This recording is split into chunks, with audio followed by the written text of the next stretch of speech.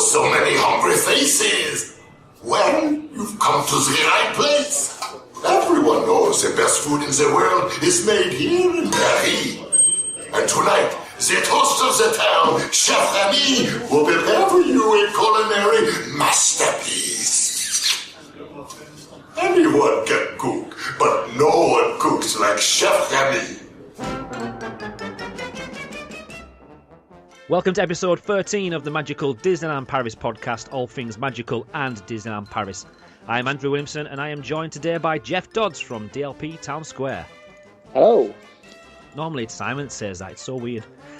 Each magical Disneyland Paris podcast will have a different focus, be it an attraction, restaurant or special element of the Disneyland Paris world. This episode we are focusing on the newest e-ticket attraction, Ratatouille. We also hand over to you, the listener, and discuss your views and opinions. Hello, how are you doing, Geoff? I'm doing very well. How are you? I'm very well. Thank you very much for stepping in on this podcast. We didn't want to spoil it for Simon, so we've kind of sacked him for this episode. He should probably just go on the ride, really.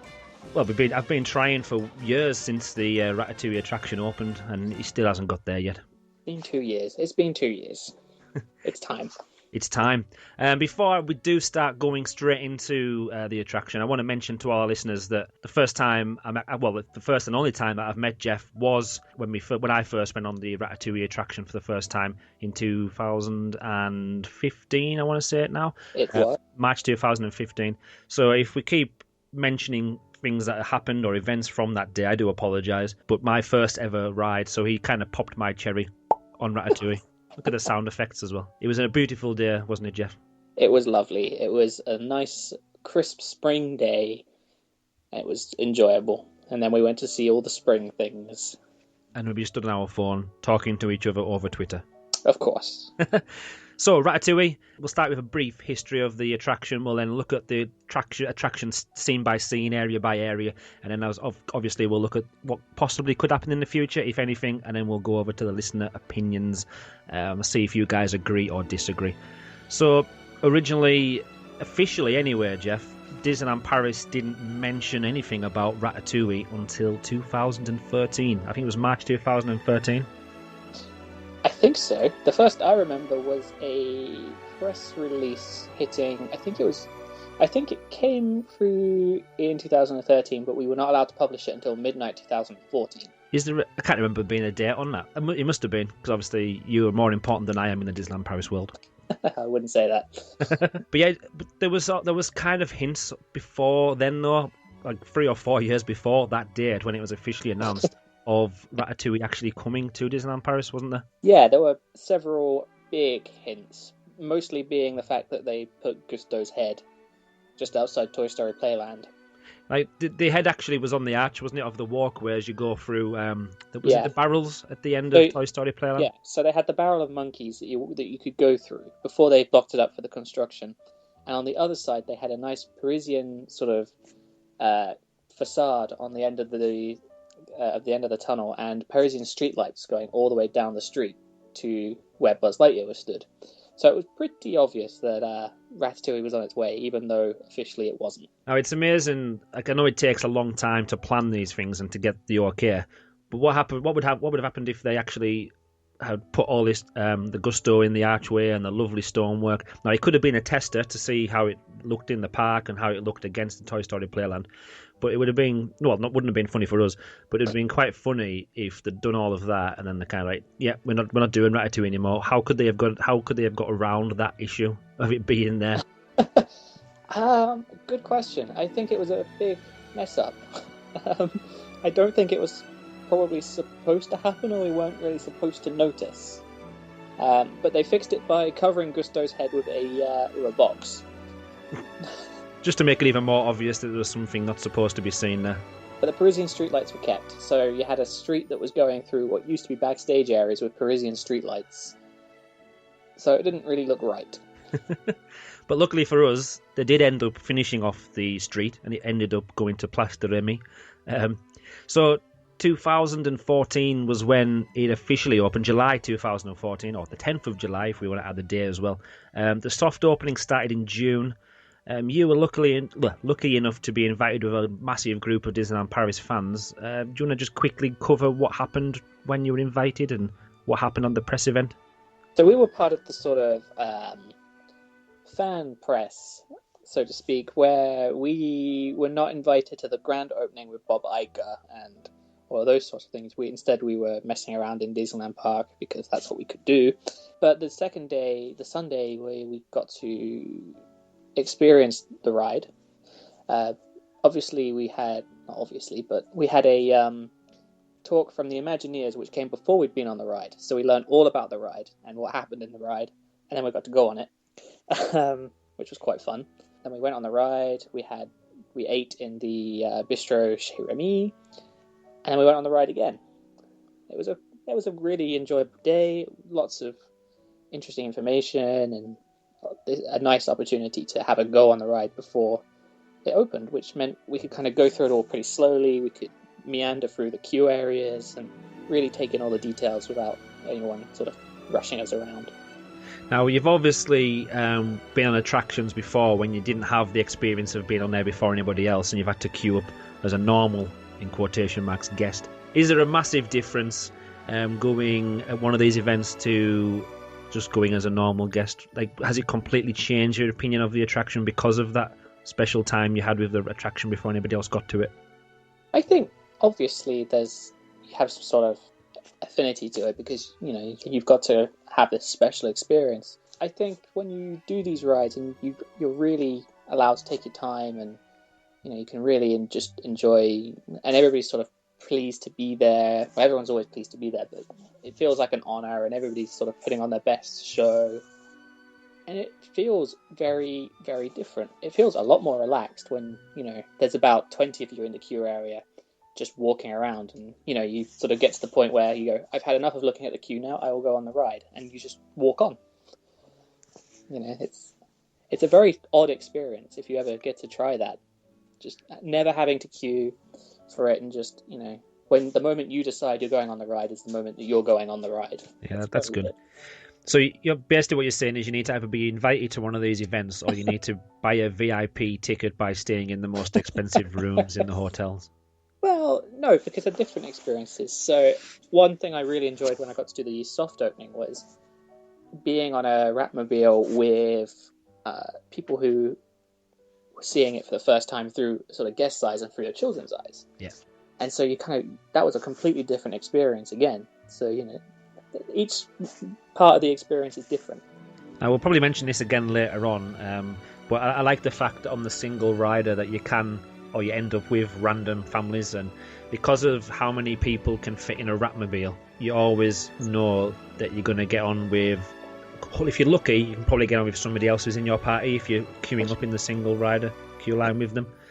So I do like the fact that they mix it up a bit, and like you were saying there, you can see people's reactions if it's the first time on the ride, or even if it's not the first time, you can just see what different people enjoy and which bits people interact with. Yeah, exactly. And you get just from a child screaming or laughing, and you that sort of forms your opinion on the ride. And when I came back and sat down and wrote a review of the ride, that really helped me understand what was good, and I don't think I actually found much bad in it. But if you're in that situation, you think, these people look bored now.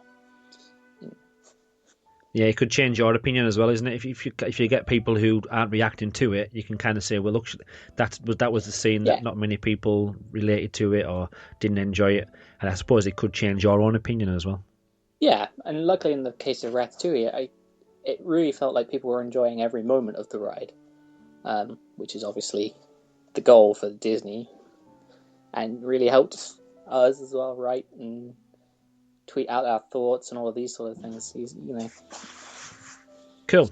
So some Ratatouille facts that I've been pulling from the internet and from all the various places we've got access to these days. At a cost of £187 million, around $270 million, which is estimated, it's quite a big payout for Disneyland Paris to make. Another interesting fact is that it's probably one of the highest capacity attractions in the parks, which is quite funny when you see how long the queue time is. The capacity is around about 2,220 people per hour. if I'm correct. That's a lot of people. It is a lot of people. Yeah, they managed to get to that capacity rate by including 36 vehicles. I've no idea if there's 36 live at all times, because obviously they'll have some spare or backup ones.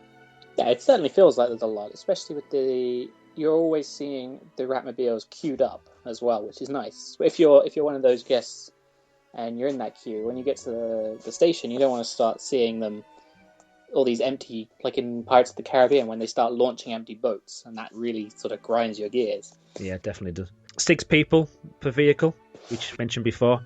And the duration as well, it's quite a long one. It's 4 minutes and 35 seconds-ish duration. So again, it's quite a good ride time.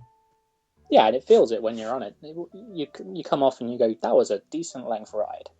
Yeah, it's not too long, because obviously sometimes, well, on some attractions you want it to last a lot longer, but you don't feel like you said, oh, that was too long. And you definitely don't come back saying, oh, that was too quick. Yeah, you queue up and you do your hour or 2 hours, whatever it ends up being, and you come off and you go, you know what, that was worth the queue. And we're lucky as well, if you are lucky, you can grab a fast pass for the attraction, and I mentioned before the single rider.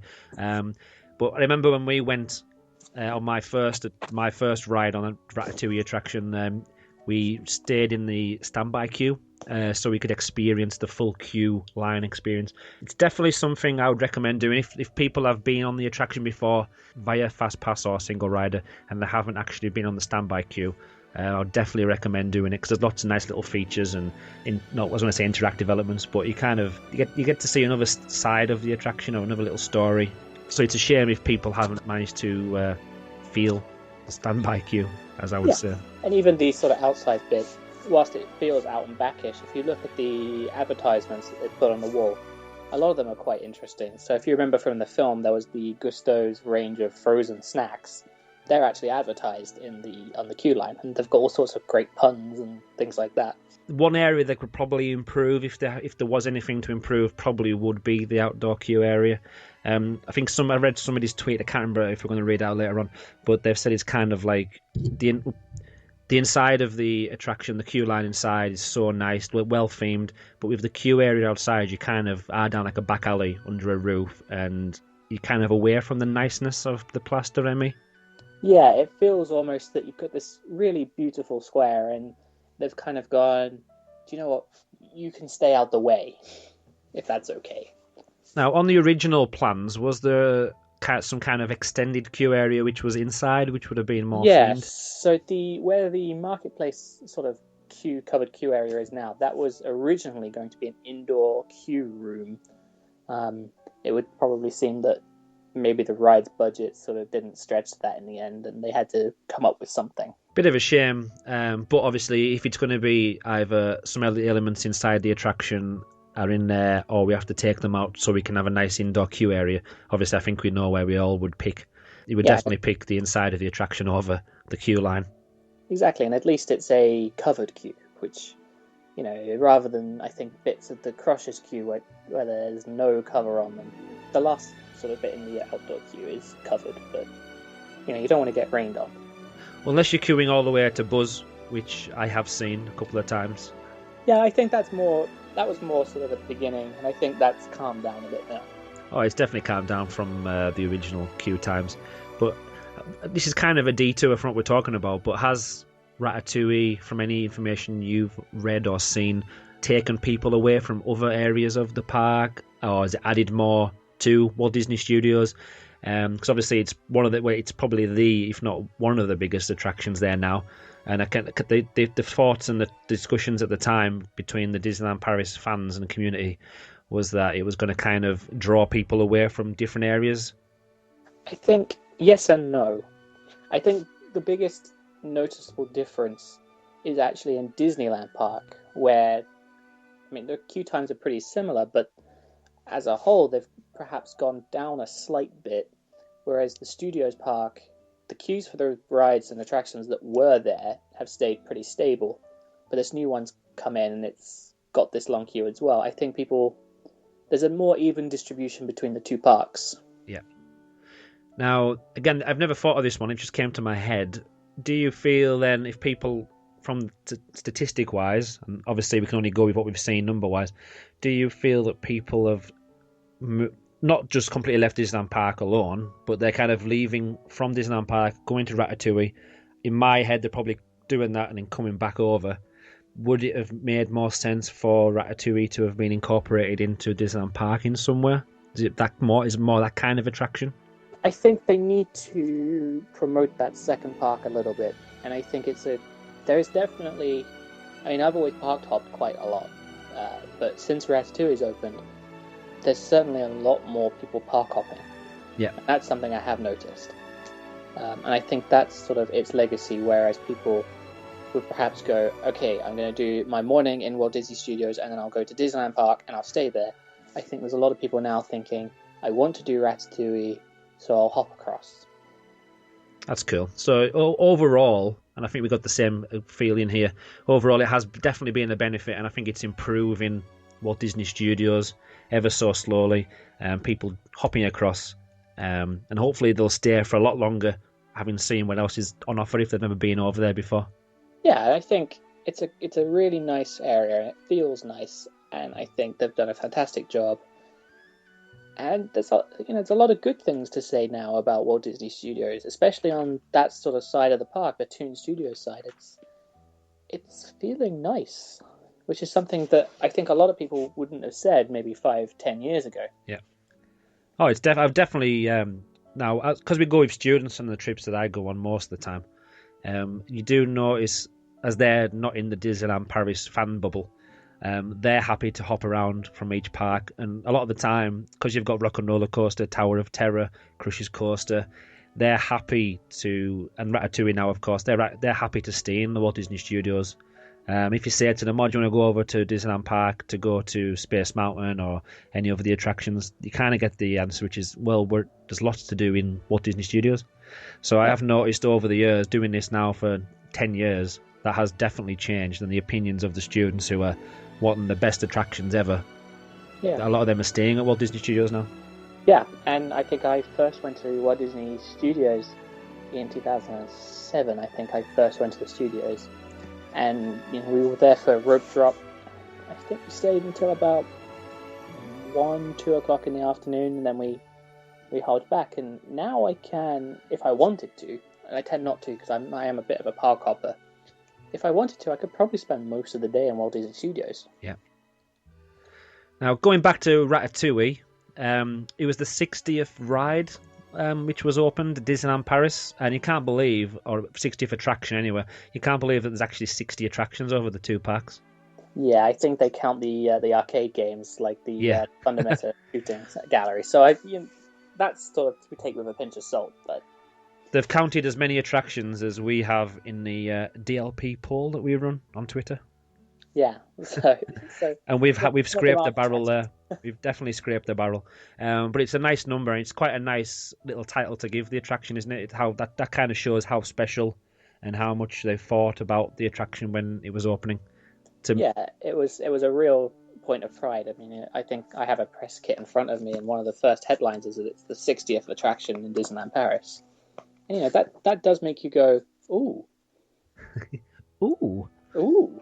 Yeah, it's the first thing. The attraction, the first thing it lists is the 60th attraction at Disneyland Paris, and then it goes down to a 3D experience. Yeah, so that's the more important to them, publicity-wise, than some of the technology that's in there.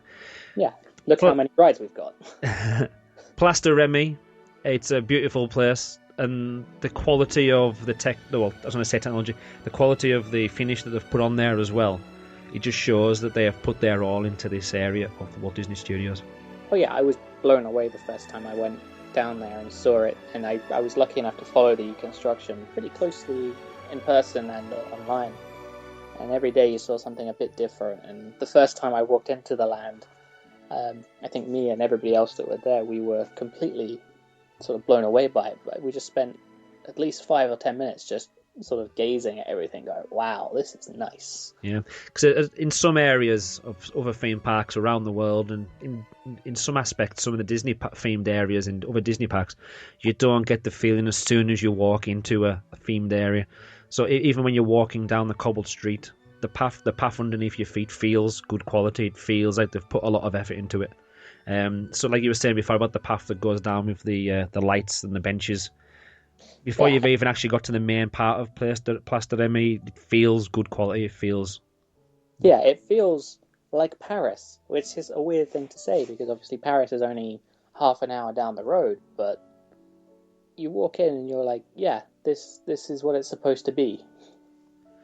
And it just works, doesn't it? Even the little touches. So you got like the motorbike and the fountain and the shop, which we'll discuss briefly at the end of this podcast later on.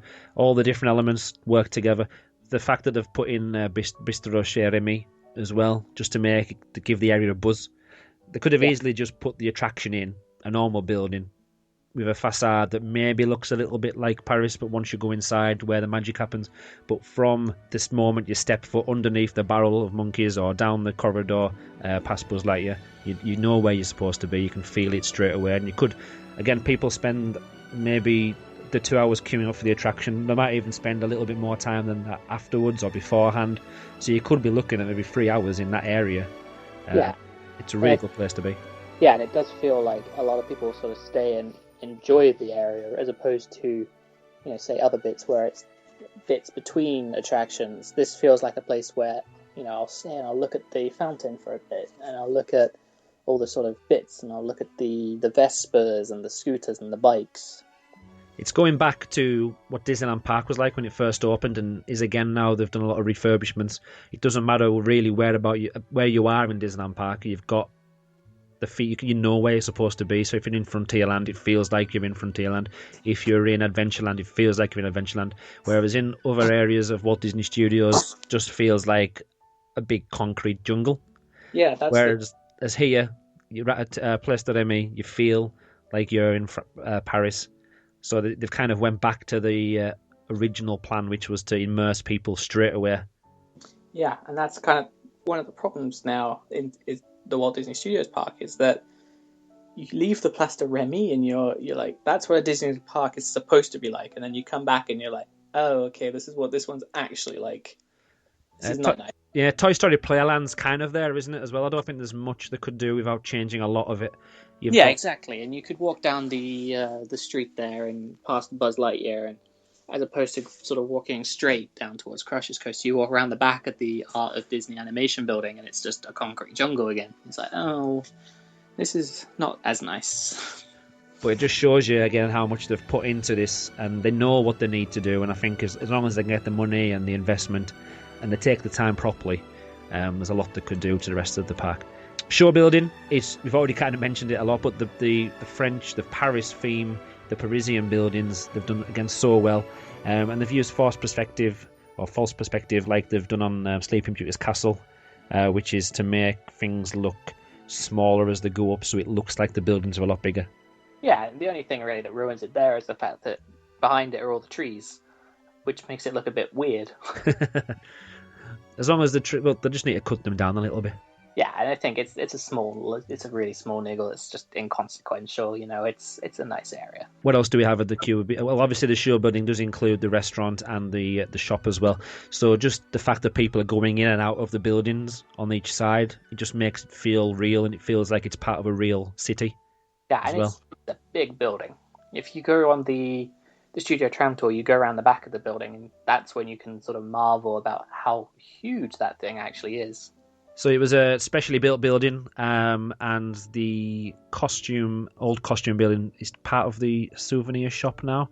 So it just shows you, when you look at old Google Map images from aerial shots, it just shows you how big the area was and how big the area still is actually, and how much effort has been put into actually creating this attraction and show building. Yeah, and if you went to Walt Disney Studios right at the start, you'd go on the studio tram tour, and you'd actually have the big window there showing you inside the costume building, and it's really weird now to think that that's the Place de Remy now. But it also shows that what they can do, because they're not Disney aren't scared, the Imagineers aren't scared to move buildings around and reroute things. So if it happened for this, it could happen again.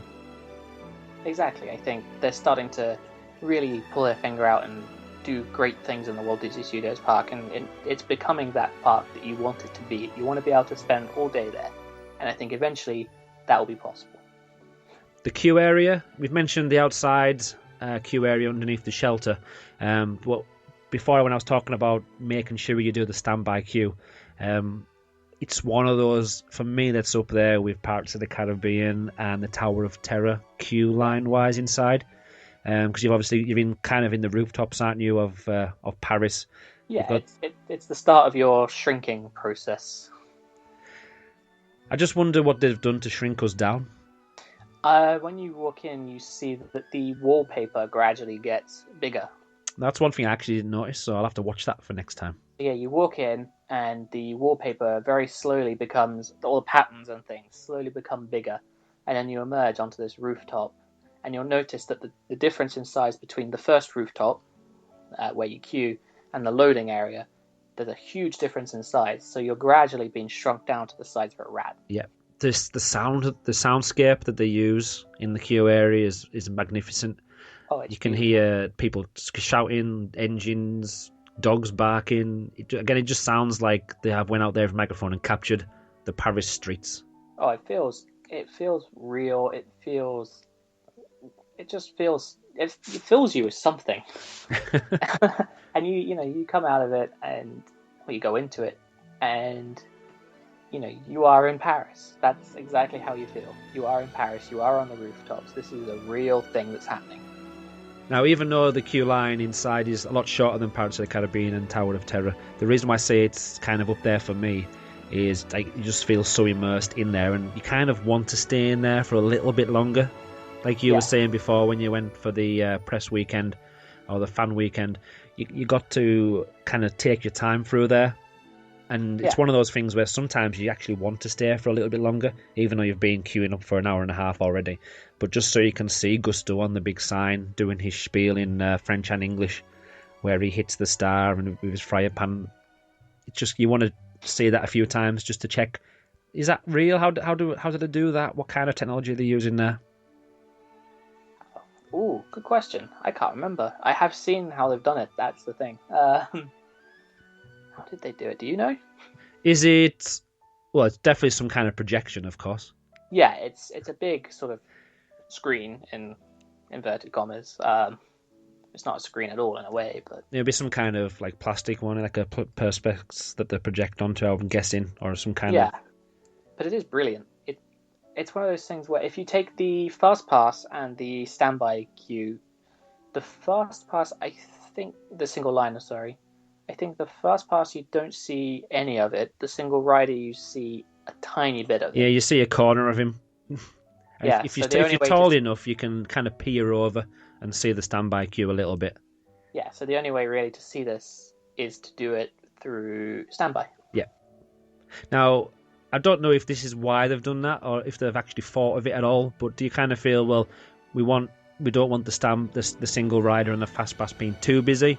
Will changing the queue a little bit so you can't see all of the attraction from the queue area, from the standby queue area, have they done it on purpose to push a few people back into the standby queue at all? Or am I just being silly when I'm saying that?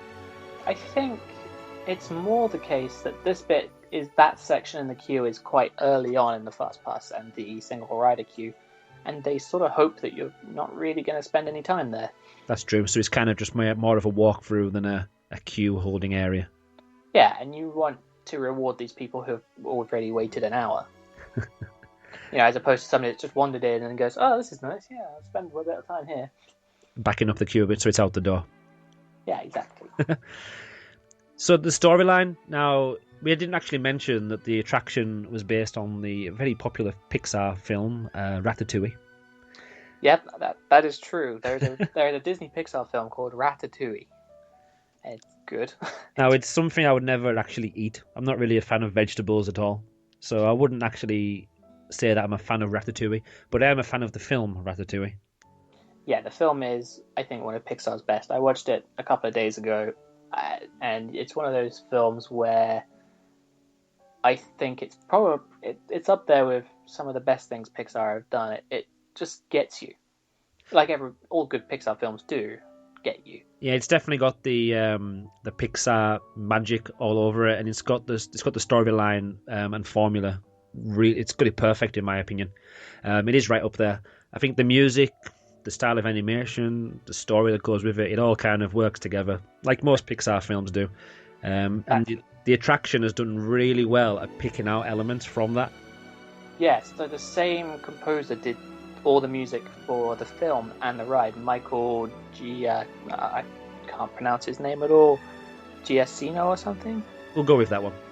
Anyway, yeah, he did all the music for the Ratatouille film, and they got him back in to do the music for the ride, and it really shows because the music it feels exactly the same as the film, but more. Bits are being slowed down, sped up.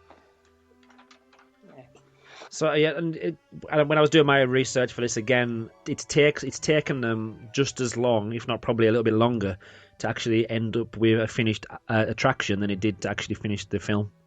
Because obviously you've got the planning process of the physical building, but then you've got all the technology that goes in there, the testing, you've got all the music, all the props and everything like that. Whereas obviously in the digital world, there's a lot of teams working on different bits all at the same time. Whereas obviously with the physical section, there was probably times where only one team could work, or they were doing it in different stages, and it did take the same, if not a little bit longer, to create the attraction. Yeah, and I think that's almost natural, right?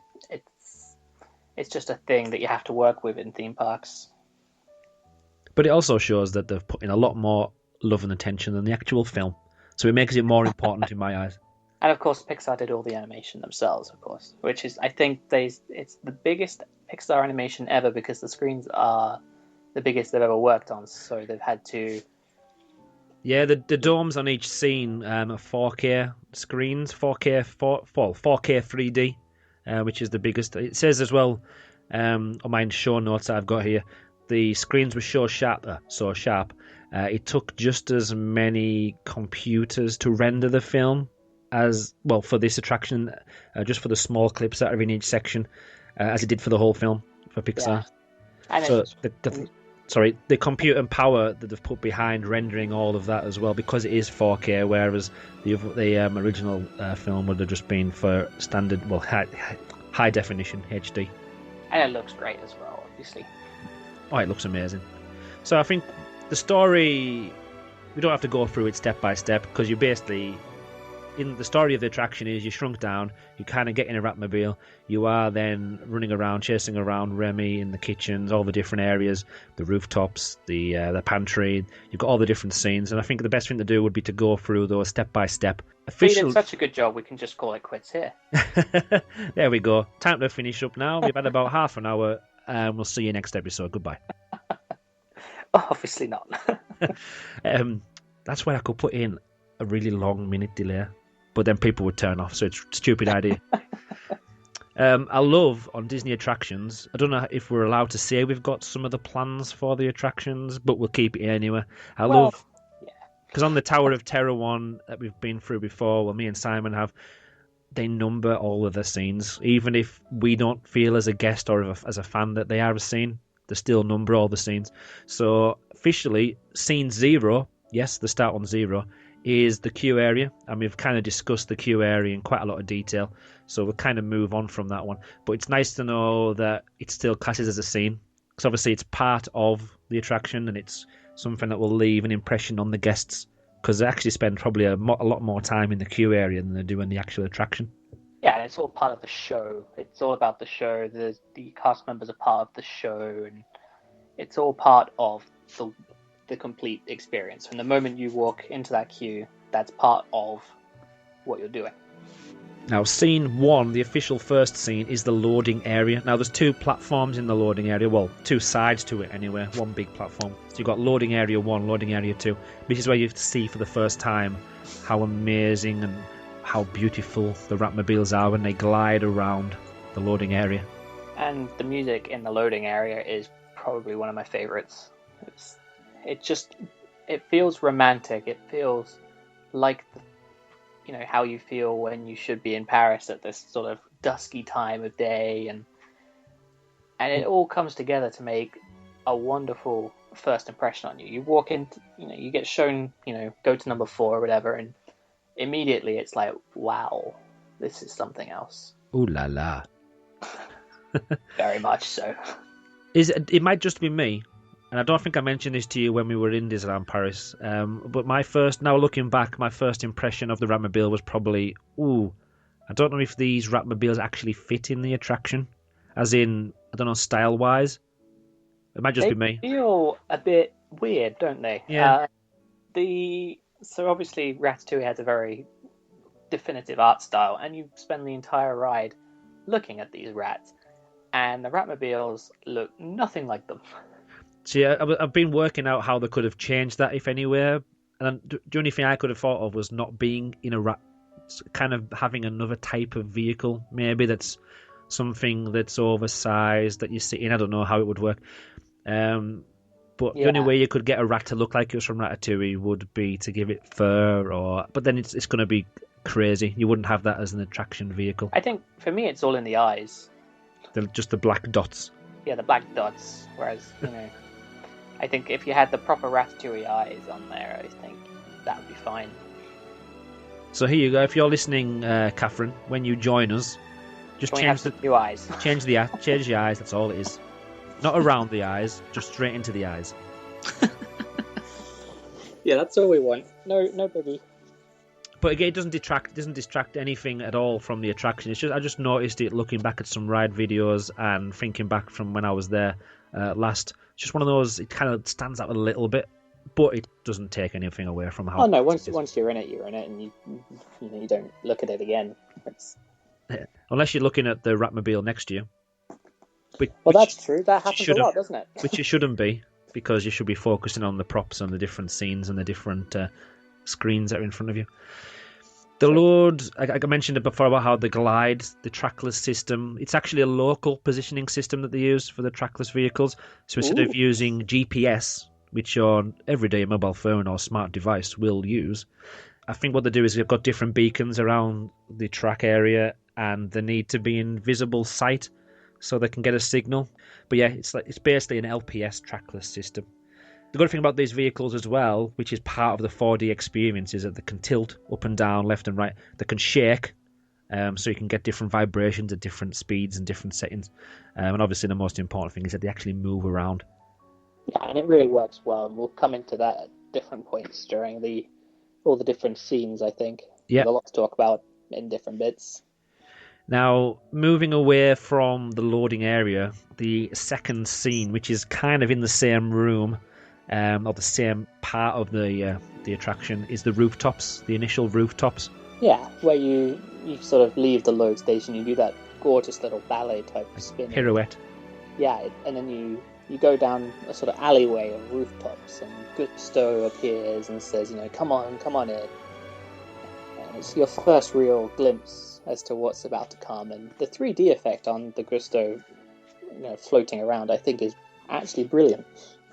Yeah, I love how the 3D works in this attraction, because I've got a 3D TV downstairs and I don't really use it anymore. To get technical, I know there's a lot of people out there as geeky as me. The system that Disneyland Paris uses is a passive 3D technology, whereas a lot of TVs are active. By active, I mean you've got glasses on your face which have batteries in them, and there's a little computer changing which eye sees what at a certain time to give you the 3D effect. Whereas the system that Disneyland Paris will use is a passive one, so you don't have any batteries or anything in your glasses. It's just the polarized lenses that'll do the work for you for the 3D effect, and it works really well. Yeah, and the Gusto feels like a ghost as well, which is fantastic. Which is obviously, if you've seen the film, and no spoilers intended, it's part of the film. The film came out 9 years ago. You could go see it. You can go and see it now. If you mention Magical DLP, you might get a discount or a punch in the face. Who knows? True. But yeah, you got the rooftops area where Gusto is flying around. But once you've done that, you go straight in to scene 3, or you could either go to A or B. Now, this is where we don't want to spoil the magic for anybody, especially as we're known as Magical Disneyland Paris podcast. But there's two different, in scene 3, there's 3A, 3B, which is the roof to the kitchen. It's basically two big domed areas, which also are the screens. The good thing about it, there's space in there for 3 Ratmobiles in each one. So currently, as we're already in scene 3, but there's 6 ride vehicles already happening in scene 3. And it's where you kind of look down, and you're on the rooftop, and you look down into the kitchen, don't you? So what you've got is a Ratmobile uses the special technology it's got. It tilts forward, so to kind of give you the sense and the feel that you are tilting up and looking over the roof into the kitchen. And it's just amazing how 6 people, or 6 groups of people on the Ratmobiles can all see this at the same time. Yeah, and I think the moment you sort of fall into the kitchen when it tilts forward pretty quickly as well. The first time I went on it, that blew me away in a way. I think everybody came off it the first time, and we all just sort of went, that bit when you go into the kitchen, that's amazing. I can imagine, yeah, the first time you do it, you kind of feel, oh, this is what the Ratmobiles can do. Because obviously when you first get into them and you're floating around, it's really impressive, but then you don't realise that they're actually going to move you up and down or shake you about to add even more to the special 4D element. Yeah, and it works really well because I think the window opens and you sort of go forward a little bit, then back, and then all the way down, and it really feels like one constant movement. They've captured what that probably would feel like, I think, quite well. And now, have you ever witnessed anybody grabbing out to try and grab the plates that Gusto's holding? Oh, of course. I think I did it as well at one point. Yeah, because I remember seeing one of my first ever 3D films. I think it was at some kind of television museum somewhere. Possibly could have been in Bradford. When you first see a really big 3D film at the cinema, and they obviously make the 3D even more explicit to try and get it right in your face. Everybody's trying to grab it. You kind of get the same impression on this. So Gusto's flying around, showing different dishes. It's also, incidentally, the first time you actually see Remy as well in the attraction. Yeah, and it's a nice little introduction to him because I think he's debating what to cook. And, that's what Remy is. He is a chef. And he bounces off somebody's hat and then starts running around, and that's when all hell goes. It goes off, all hell breaks loose and everything like that. Yeah, and it's a genuinely exciting scene. It is. It gets you going as well. Yeah, it really sort of gets you going, and you feel exciting, and you feel like this is a chase around the kitchen. And it's sort of what you wanted from the ride. If you see the film, there's a scene that's very similar to that. It really sort of pays homage to that. Yeah, you get to see Linguini, and this is, you actually, to be honest, you're in scene 3B for quite a long time, as longer than I thought you were. It's a very long scene, thinking about it, because that's a good chunk of the ride. It is a really big section of it, and another part that kind of gets you as well is that once you've been in that scene, and you're in the little dome, you then see all the cars or the Ratmobiles starting to dart around, and there kind of is a race for the Ratmobiles as well, isn't there? Because they've got different paths to take. Yeah, exactly, and it feels just, again, exciting. And no matter how many times I've done the attraction, I think it's about 5 now, or 5 or 6. I've obviously been a couple of ways, twice at the same way, but you always get to go a different random way. Some people are turning one way while you're going the other, and the different Ratmobiles head off in different directions, and you never know, as far as I'm aware, you never know which one's going to go into which section. No, it feels random. It does feel very random. I'd like to think it is officially random as well.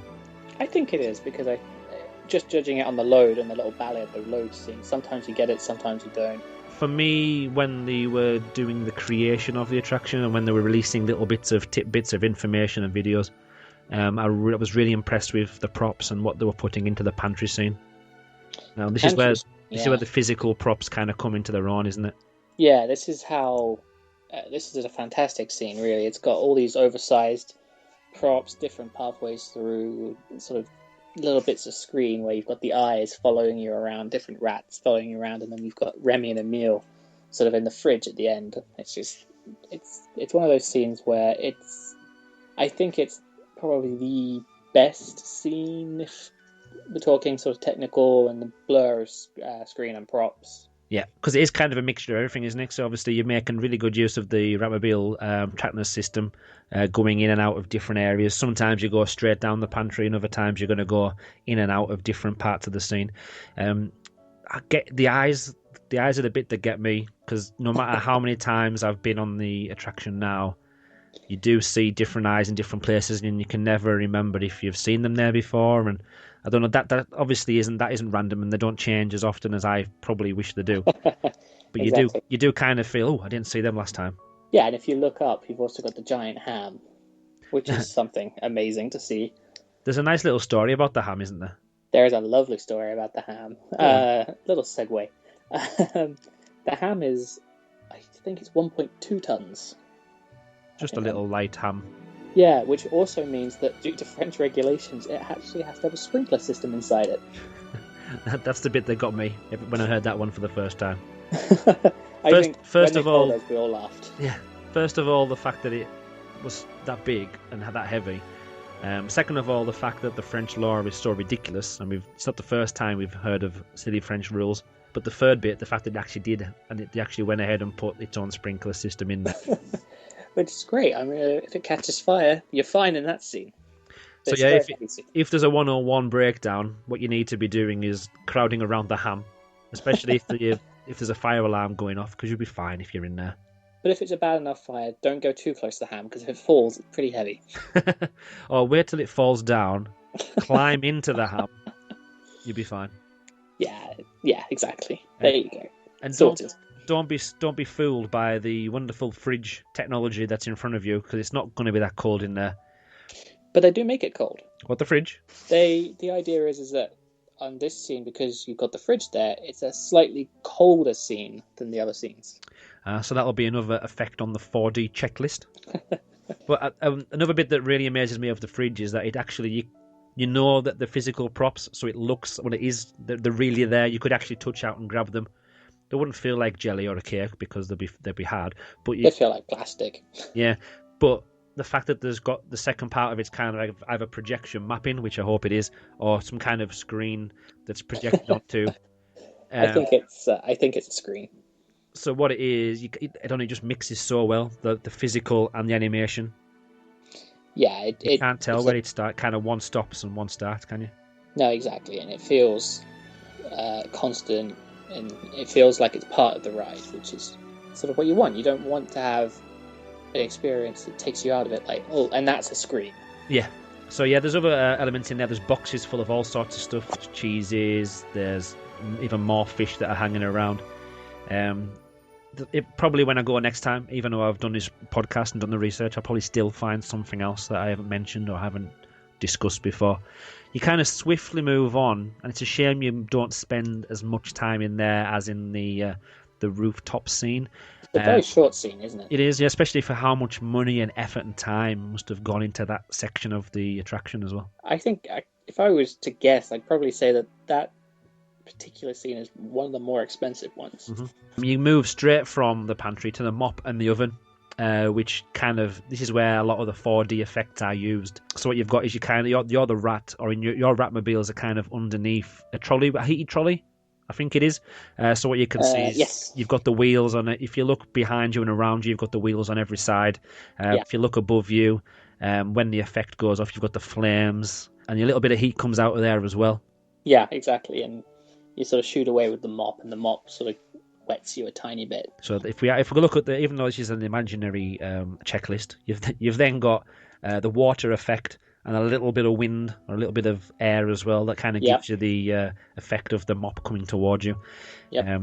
Now we've all, especially people who love theme parks and attractions like this, you've all kind of seen or felt or had the can't even think of the word. You've all experienced the 4D kind of cinema where you sat in one place watching the screen, and a lot of the time you're expecting something to happen because you know that you can see the water piston in front of you on the seat. You know where the water or the wind cannons are underneath.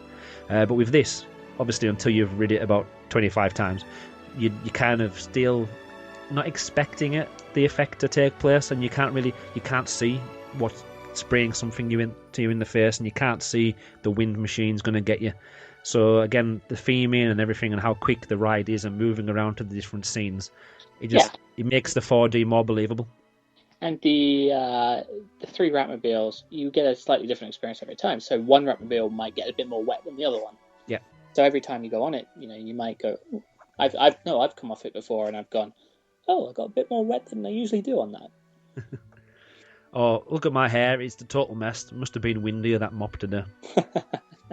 And I also like how this is a really good scene for how the transitions. This is really linear in that you get mopped away and all of a sudden you're going into the dining room. Yeah, it's straight. It's kind of seamless, isn't it? You turn right round the wheels are going, so you kind of move the wheels, the table, the oven kind of moves you into the dining room, doesn't it? Yeah, it's so seamless. It's crazy. And then you've got some rollerblade action by Linguini there, and he helps you along your way back into some kind of, I was going to say, nether regions of the restaurant. You kind of get pushed into the walls. Yeah, and you exit. The dining room is the Gusteau's dining room. Yeah, now the dining room, even just them talking about it, it's so quick. Because it is part of scene 5 and scene 6 kind of merged together. Yeah, and it's where I think the dining room. I mean, we talked about the excitement in the roofed kitchen scene, but this is really where a lot of excitement comes from. Now, the scene 7, which is actually split into 3 different sections. You've got A, B, and C. You're kind of inside the walls then. So what happens is your Ratmobile is kind of its own exclusive little 3D dome. You lose your friends for a minute. You do. You say goodbye to that crazy-looking rat on both sides. You go into this little dome.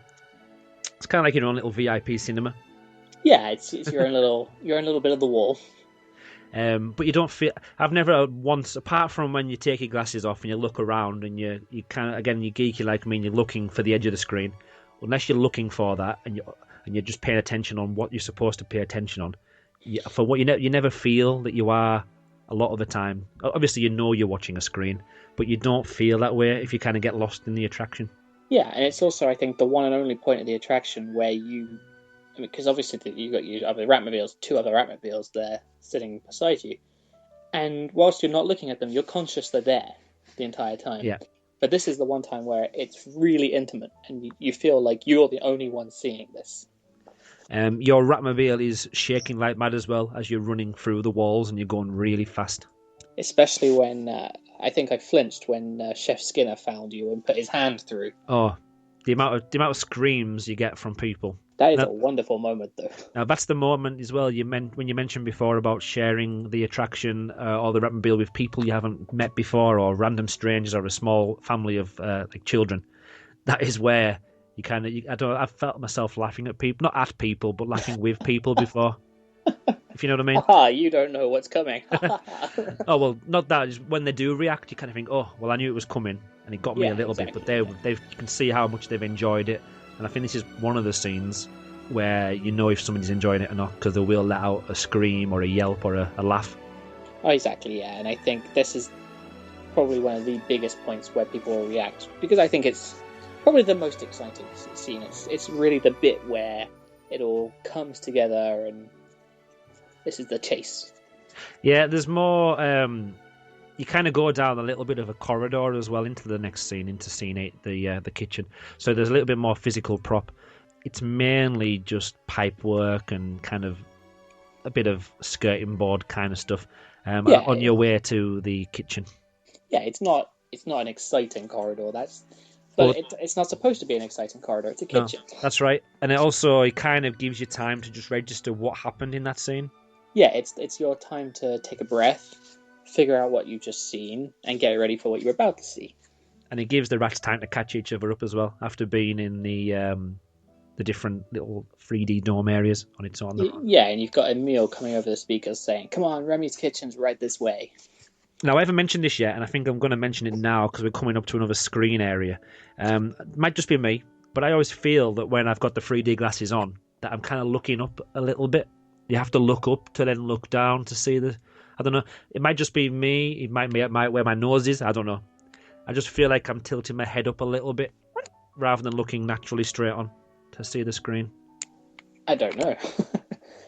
That's one thing I've never thought of before. Now, if you've never thought of it, it must mean that you don't have to think of it because it's fine. It might just be my face. Yeah, let's go with that. So my face is incompatible with the glasses.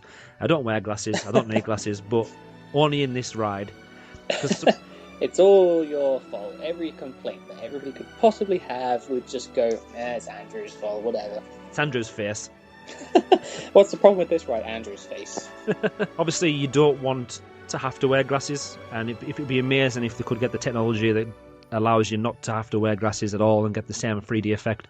But in some way, they kind of give you a little screen on your face, don't they? And they kind of guide you and looking at certain aspects of it. Yeah, it does kind of cut out some of the Ratmobiles next to you. Yeah, exactly. And you say it'd be nice to do it without the glasses. I think one of the things I said when I came off it is, I'd like to do that in 2D Yeah. because I think it would still work. I don't think the 3D is essential to the ride. I would agree with that. Obviously, they couldn't have marketed it as 4D, could they? No. Because what they would do, they'd be like, well, it's 3D, but the third dimension isn't the glasses that you need to wear, because that's 2D. The third dimension is the fire, the wind, and the water that's coming towards you. Yeah, exactly. And I understand why they do the glasses, and there's some cool effects, but I think that you wouldn't lose much by not having it in 3D. Well, again, part of my geekery is that I do definitely on one of the attraction rides that I've had on this, I have done it. Even obviously, I've wore the glasses at certain points, but when you're at the cinema and you kind of lift your glasses up a little bit to see what it looks like. I have done a lot. Sometimes you lift them up and you go, "This bit's not even in 3D." Yeah, what am I wasting my time for wearing these? I don't know. I have done it before, and like I say, it doesn't take anything away from it apart from the screens are blurry. But because the domes are rounded and you're kind of encased by them, you kind of don't need it. The only thing I think you would need to do is make the screens kind of go over the top of you a little bit and kind of curve onto the floor, so you've kind of got more field of vision on the screen rather than it just being kind of, I don't know, like a rectangle floor. Yeah, and I think that's one of the criticisms I'd lay on this ride, even with the 3D glasses, is that you're sort of sitting there, and if you're a kind of geek like we are, I don't think the regular guests would probably notice this, but there's a big sort of gap between you and the screen, and that's just black. And, well, sometimes it's shiny as well. Exactly, and I think... reflects some of the screen. Exactly, and if you're looking for it, you'll find it. That's sort of... It should be like Pirates of the Caribbean, where I think sometimes if you're looking for the show effects, you're not going to find them. Yeah, I have looked for a lot of them, and like you said, Pirates of the Caribbean, you can't really see them. It's not as bad as It's a Small World, like with the roof or the ceiling inside there, but you do look up, you kind of think, oh, I wonder if there's any way of hiding that from the regular guest. Yeah, exactly, but it's not a big deal as well. Oh no, it doesn't take anything away from it. No, it's sort of us finding things to say for to create discussion. I think that's part of the fun of all this as well. Yeah, you are, as we have digressed so far, I remind you, we're back in the Ratatouille kitchen. We're in the kitchen, and it's a lovely feast, and it smells of, I think, bread. What have other people described it as? Because I would say bread, but I'm sure I've heard other people saying other smell. I think some people have called it like yeast smell, which is bread. Or a very yeasty beer. Could be a very yeasty beer. So I think a lot of people say that it's different types of smell, but I think it does smell of bread, and if it smells good, it smells like a kitchen. It does. You get another 4D element, which is the champagne spraying all over you as well. Yeah, that's a great section. If because obviously, unfortunately, we're heading towards the end of the ride now.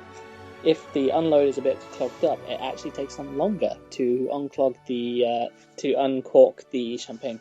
Ah, right. I wasn't aware of that. So they can kind of delay the uncorking. Yeah. So most of the times you go on it, they'll open it pretty easily. But I've been on it sometimes where the rats had a real struggle to uncork the champagne. Now, I wonder how they managed to do that seamlessly on the footage. There obviously must be a different... When it gets to that scene, it must know, well, there's a bit of a queue, so we're going to play the second version of that video, which is a longer... Yeah, and I think... I can't say this for sure, but I'm pretty sure I've read somewhere that most of the scenes have a longer version. So if you're really, really lucky, you could end up making the attraction time a lot longer by hitting every long video version of each scene. In theory, it's possible, yeah. Let's try it next time. Excuse me, cast member, can you just clog up the ride for us? Thank you.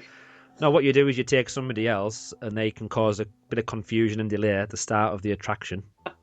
Get stuck in the door of a rat or something like that, and then... Oh no, I have fallen out. I have fallen out. Andrew and Geoff must have to get the long version now. You can still launch those Ratmobiles, but not these ones. So yeah, the kitchen, it's a great scene, but you kind of get the feel, you're coming to the end of it now. Yeah, it feels like it's coming to the conclusion. but it doesn't take anything away from it either. And it's a very seamless transition when that champagne's corked, and you fly backwards, you spin round, and you're in. Oh, it's like hello, you're in the restaurant now. Yeah, so the movement of spinning backwards takes you into the next scene, doesn't it? Like straight away. Yeah, and you don't even you realize it's happening, obviously, but you don't realize that actually behind you are a big set of doors. You never realize that. Yeah, because they obviously, to keep a lot of the scenes separate and to keep the audio out, there are swinging doors at different points throughout different scenes to separate. And because you're always facing the direction that the Imagineers want you to, you don't see anything else there. You don't see the doors opening and closing. But if you do look back, and I do this sometimes, the doors are actually themed to the area as well, even though you're not seeing them. They're there. Yeah, if they turn round, you're saying that if you're kind of in the walls, they'll be themed. The doors will be themed as if you're part of the wall. Yeah, so the ones going into the restaurant look like sort of kitchen restaurant doors. Yeah. And you never even see them. When you're spinning around, somehow, even though you go through the doors, you never see the door. It's one of those nice little Imagineer tidbits that they've put in there for them. Yes. And for us, even though we don't see them.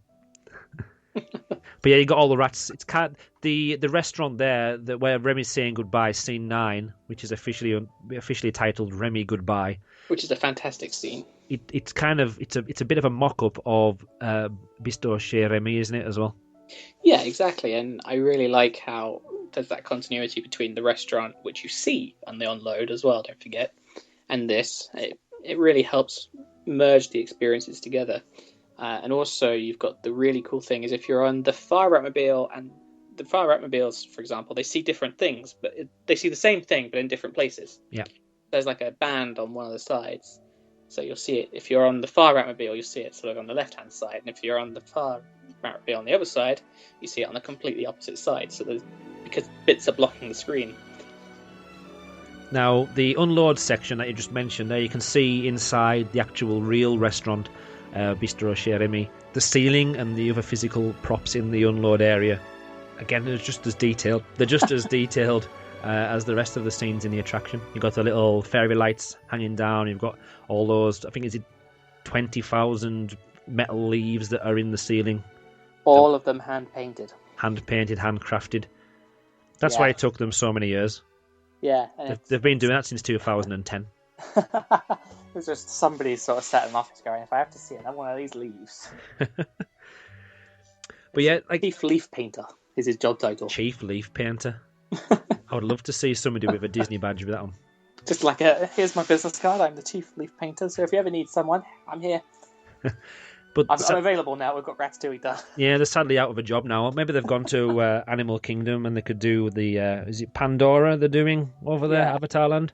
He's made the jump now to Chief Leaf Painter in Florida. I can imagine they'll need quite a lot of leaves.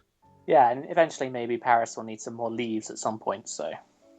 Well, fingers crossed. Fingers crossed for him and his livelihood. just for him. Just one day, those leaves, they bring in the bread. Or is it a very yeasty beer? Now, with all the glasses that are in use, especially when you've got 2,000 guests an hour, I think it was I mentioned before, Disneyland Paris needed a very special way of cleaning all of these glasses. And do you know how they've done it, Simon? I called you Simon then. I am not Simon. It's just a natural reaction. Sorry, I'll take that back. Geoff, do you know how they clean the glasses? Because I do, if you don't know the answer. I do not know how they clean the glasses, but I do know they've built a glass cleaning centre. That's kind of the answer anyway, but okay. Which they're now extending for Star Tours 2, by the way. That is correct, yeah. So they've applied for an extension. They've applied. If it's French law, they'll need to do something special. Like each pair of glasses will need some kind of fire safety system inbuilt. Each pair of glasses has a sprinkler in it.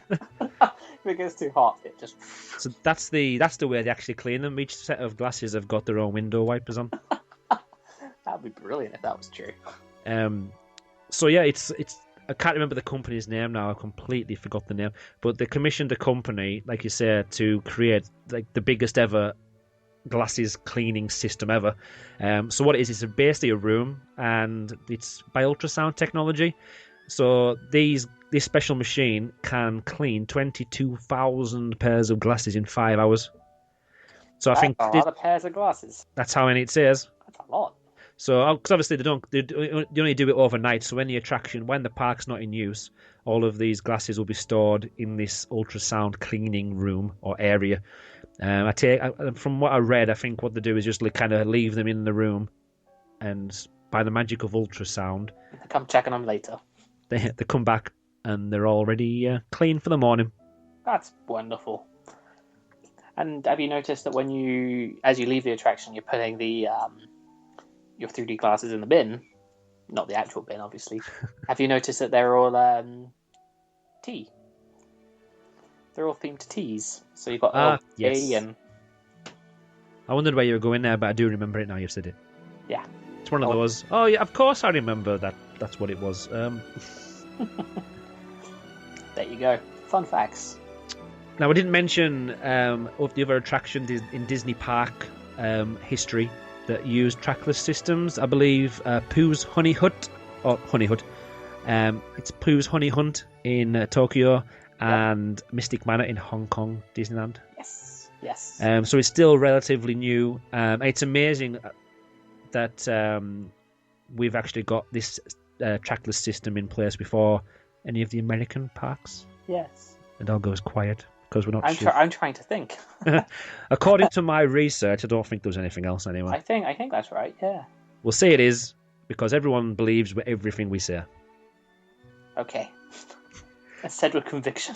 We should do a disclaimer like Mark does on the My Disney Opinion podcast that he puts on on iTunes. He basically says whatever we say isn't fact, but if we think it's correct, it's correct. It probably is. Just take it. Yeah, so I think we've covered most of the technology there. We've got the 3D dome, we've got all the physical props, the lighting, the projections, the 4D effects, the glasses that get cleaned, the trackless system, which is... we talked about how the trackless vehicles charge. We haven't mentioned that one before we move on. This is a chestnut. This is a good one. So they charge whilst the vehicle is stationary in any scene. That's where they start charging. Now, if you look, again, this is us being geeks, but if you look at the loading area, which is where you only get the chance to stare at the floor, you can see in the kind of patterns and the I was going to say tyre marks that are left behind, but there's no tyres. But you know what I mean. Yeah.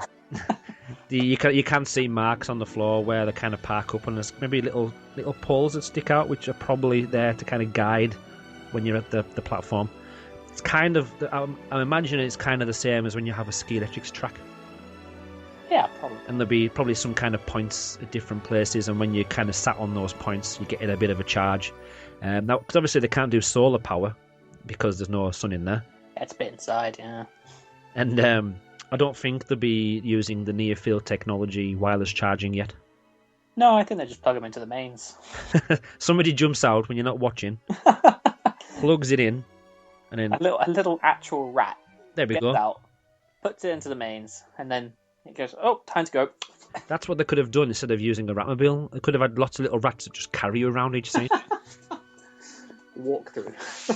I would love that. I know I've mentioned this a few times now on DLP Chat and other podcasts. I would love... There's certain attractions I would love to do a walkthrough on.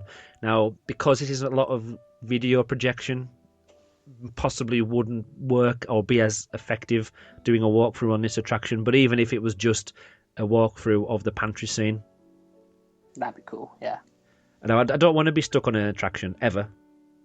Well, definitely not a roller coaster, but you don't mind kind of getting evacuated from an attraction like Ratatouille, as long as you've done it before, obviously, and you're not spoiling your first ride.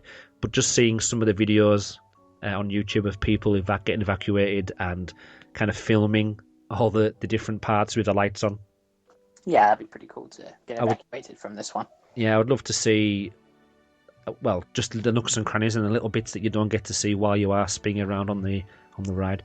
Bistro Jeremy. Now, I've never actually been in here before and eaten in there, so we won't spend too long discussing it. But it's one of those restaurants that they're kind of pushing now as a really top-notch place to eat. Yeah, and I think it is. I think there's a lot of... Whereas I think before we had the news where it was going to be steak. It was going to be steak, and that's what you have. I think now there's more option. Yeah. Steak's fine for me, though, so no complaint there. It's a good steak. Now, Ratatouille, Bistro Chez Remy, the restaurant is right up there with Blue Lagoon for kind of the theming or being part of the attraction, isn't it? Oh yeah, it's total immersion. You walk in there and it feels great, and the lighting's nice, and it feels like you're part of the rat world. Which is actually quite funny because the last thing you would want to actually do would be eating in a rat world. You would think, but no, it works really well. And there's a sort of, if you've ever been to a Disneyland Paris table service restaurant, you'll know that there's a sort of in each of them there's a kind of holding room. When you walk in, there's a holding room, so you're not queuing up. Yeah. And in there, there's sort of these great artifacts on the wall, and if you spend some time looking around there, or if you're not even eating there, just go in and have a look, because I'm sure the cast member will let you. There's some great things on the wall, such as there's a framed copy of Anton's Ego's review of Gusteau's, with Remy like scribbling underneath saying "my first review," my first €5 note, and all these kind of great things. A lot of people have put in, like the Imagineers, some people will have just spent all of their time on Bistro Chez Remy, and it just looks like the attraction's kind of, not going to say spewed up, but it just completely just follows right through. So you don't even know if you could actually go in there and get the Ratatouille feel without actually going on the actual attraction. Yeah, and I think it won the best dining option, I think, from the Themed Entertainment Awards or something like that. Yeah. And it feels right. It feels the most involved dining experience at Disneyland Paris. You walk in and it's fun. It's a really fun environment. I think that's the best way of describing it. Now, people out there, and in people I mean our Twitter followers and friends, a lot of them are saying or suggesting that they would like to put in some kind of opportunity to meet Remy. Because obviously you could meet a small version in, I'm going to say the Blockbuster Cafe. Is that correct? I might be the wrong place. Restaurant des Stars. That's what I meant. Restaurant des Stars. Cut that bit out. Yeah. So, do you feel that, because obviously he's not in there anymore because we've now got Ratatouille, but that there's no sign of a meet and greet, do you feel that there's potential for an area either in Place de Remy or in the restaurant? Yes, because during the preview weekend, there was. There we go. So, if anybody was tweeting out about it and they've just seen your tweet and nothing else, they're expecting to meet Remy while there. Yeah, we had a meeting. There's a really nice, I think it's a copy of Gusteau's Anyone Can Cook book. Yes, I remember seeing that now, yeah. And we had a meet and greet with Remy and Emile in front of that. Now, would it change the atmosphere? Obviously, you've been there when he was there, but I can imagine not having anything. We didn't have to queue for him because it was press. Yeah. And they're not too bothered about characters. Yeah. Where's my food? I want my food now and nothing else. Well, exactly. I mean, you walked in and you're like, yeah, I'm going to get a picture with Remy and Emile, and you do it, and that was it. So, but in your opinion then, even though you weren't there when it was busy, and do you think it would be a bit of a distraction from feeling of the area? Would it fit in? I think a lot of people would like it, and I think a lot of people would go for it, and it'd be really popular if they did put Remy and Emile in there as character meet and greets. However, the idea of the restaurant is that they want it to be a fine dining, place. They want it to be this like a real signature restaurant, and I think having that would almost, destroy that kind of atmosphere. So then, would there be a place in Place de Remy for a meet and greet outside? In a corner somewhere by a moped? See, I want to say yes, because I think that they'd fit brilliantly in there. But I understand that people would say, well, no, because the whole idea is that you get scaled down. You can't have giant rats running around in the centre of Paris. That's true. I think that's a load of rubbish, really, and I think you could quite happily have them out there. So yeah, you can get to the point where you kind of say, well, there's a lot of other characters that you meet. For example, Tinkerbell. Who's Tinkerbell? For example, I can't speak now. That's the one that takes a tinkle. But for example, I still can't say it. For example, Tinkerbell, she's normally, as far as I'm aware, when you're watching Peter Pan or any other Tinker. There's always one word I struggle to say, and tonight is Tinkerbell. Tinkerbell. on the other Tinkerbell spin-off series of films, as far as I'm aware, she's the size of a little pixie. And she still sits on the back of the float on the parade and runs around and does little bits. So I kind of see what people's arguments would be, but then, like you say, people know that it's just part of going to a theme park like this. You want to make characters. You're not going to say, well, wait a minute, that rat is about 20 foot taller than it should be, really.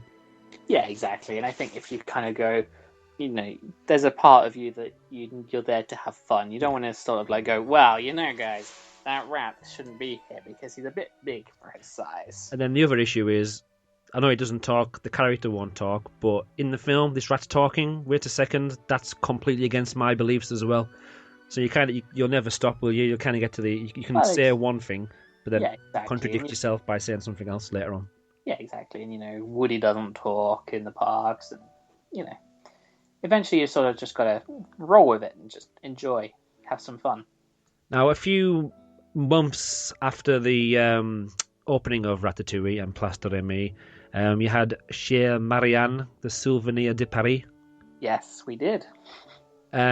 Nicely themed, and it kind of, like I said before, it adds to the area because people are going in and out of it, and it makes the place feel busy. And you obviously want people to be buying merchandise, and there is a lot of merch in there. It's a good-looking shop. It is, and you still find some of the generic merchandise in there, but not as much, from what I can remember.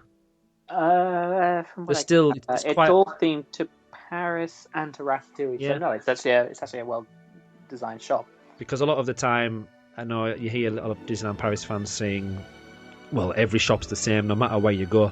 But when you go into this Chez Marianne, that it is going to be Ratatouille based. People are wanting to go in there for their souvenirs, for the attraction. Now, I'm quite surprised, now thinking about it, that it did open up so late, but the fact that it's not actually incorporated into the exit of the building, of the attraction. Yeah, and I think that works nicely as well, I think. So on a plus side, I do really like that, because a lot of the time you kind of think, well, I know I'm being forced through this exit, so that there's a chance that I'll buy something. But I think that if you want to make a realistic Paris, well, Paris obviously has shops.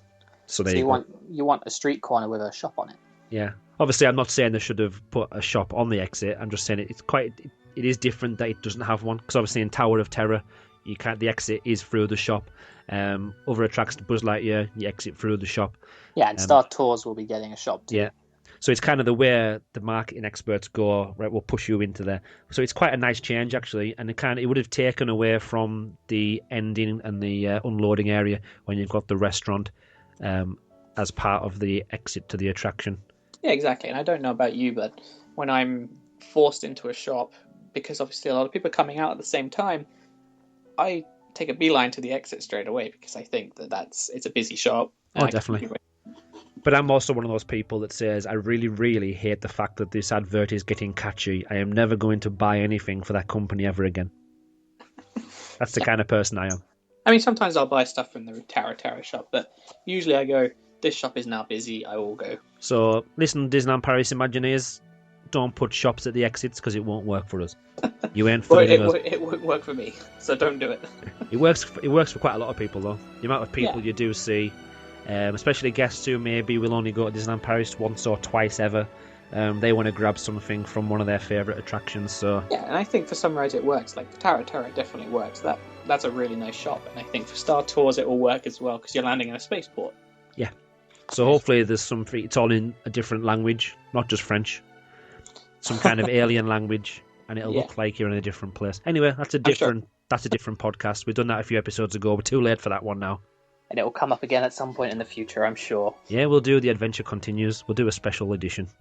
Oh, hey, next April. Now, what we like to do on the Magical DLP podcast is discuss what will happen in the future. Now, it's quite hard for this one. Every podcast we've done so far, the attractions have been there for quite a few years now, so we've always had the chance to say, well, this needs changed, or we're coming up to refurbishment, we can talk about this. Whereas Ratatouille is still quite new, and you don't expect them to be adding or changing anything. But we'd like to discuss 3 little areas that might possibly come up maybe one day, maybe in 10 years, maybe in 20 years. The first one is there a possibility they could change or adapt some of the scenes? So if, for example, which is what Disney like to do and Pixar like to do at the moment, a sequel. What if a Ratatouille sequel came out and there was a new character, a really popular character? How easy do you think it would be for them to change a scene, tweak a scene? Well, obviously you'd have to re-render the animation, which would take a long time. But I think it'd be quite easy to do. From Disneyland Paris or Disney Parks' previous history, do you think it's something they would do, though? Even if, like, say, for example, it was the most popular character and the sequel was the best film of all time, are they quick enough to say, oh, actually, we've got an attraction there, we could place that character in there? Do you think they would? No. I think they probably wouldn't, for multiple reasons. The first one being Paris doesn't get stuff for a while. And the second being, to do animation takes a lot of time, and it takes up Pixar's resources, and it takes up Disneyland Paris's resources, and I think you have to sort of make it work with the scenes and what already exists, and I think it's a lot of work for them. Remy will always be the most popular. It's got Emile in it, it's got Skinner, it's got Linguini. I think you'll always have those in whatever happens. If Ratatouille does get a sequel, which I'm pretty sure it won't, you'll always have those. What about physical props then? Because we've obviously said that it could be possible to change some of the video scenes. Because after a while, once you've rode an attraction, physical props, you know where they are, you know what to do. Sometimes there's no moving physical props apart from the big wheels and stuff like that. So like the ham, for example, would you say that being replaced in the future, or another type of food being hung there? I would say no, unless the ham becomes a problem. Or a fire risk. Yeah, exactly. I think if something becomes a problem, they'll swap it out for something else. But I think that these things are made at such a considerable cost for the next foreseeable number of years. It's not going to happen. Yeah. So that leaves us kind of with, for the future, would there be a possibility of, we've talked about the queue area outside being outside, and there are some themed elements there, but could they do anything there? Because obviously it is a very popular queue, not a popular queue, but a very popular attraction, and I don't see the queue dying down for any time soon. Would they, or could they possibly look at doing something with the queue line, the outside section? That's a difficult one, really, because they sort of box themselves into a problem now where they haven't really got much room. Now, what's behind because there's kind of like shutters and gates, isn't there, at the end? If I'm thinking of something, or is it just a wall? I can't remember now. Access roads. So they could potentially reroute a little bit of the road if they wanted to add something, because or could they not? You've got Ratatouille, the road on the other side, Frontierland. Oh well, there's nothing there at the moment anyway. Get rid of the geysers, build over the geysers.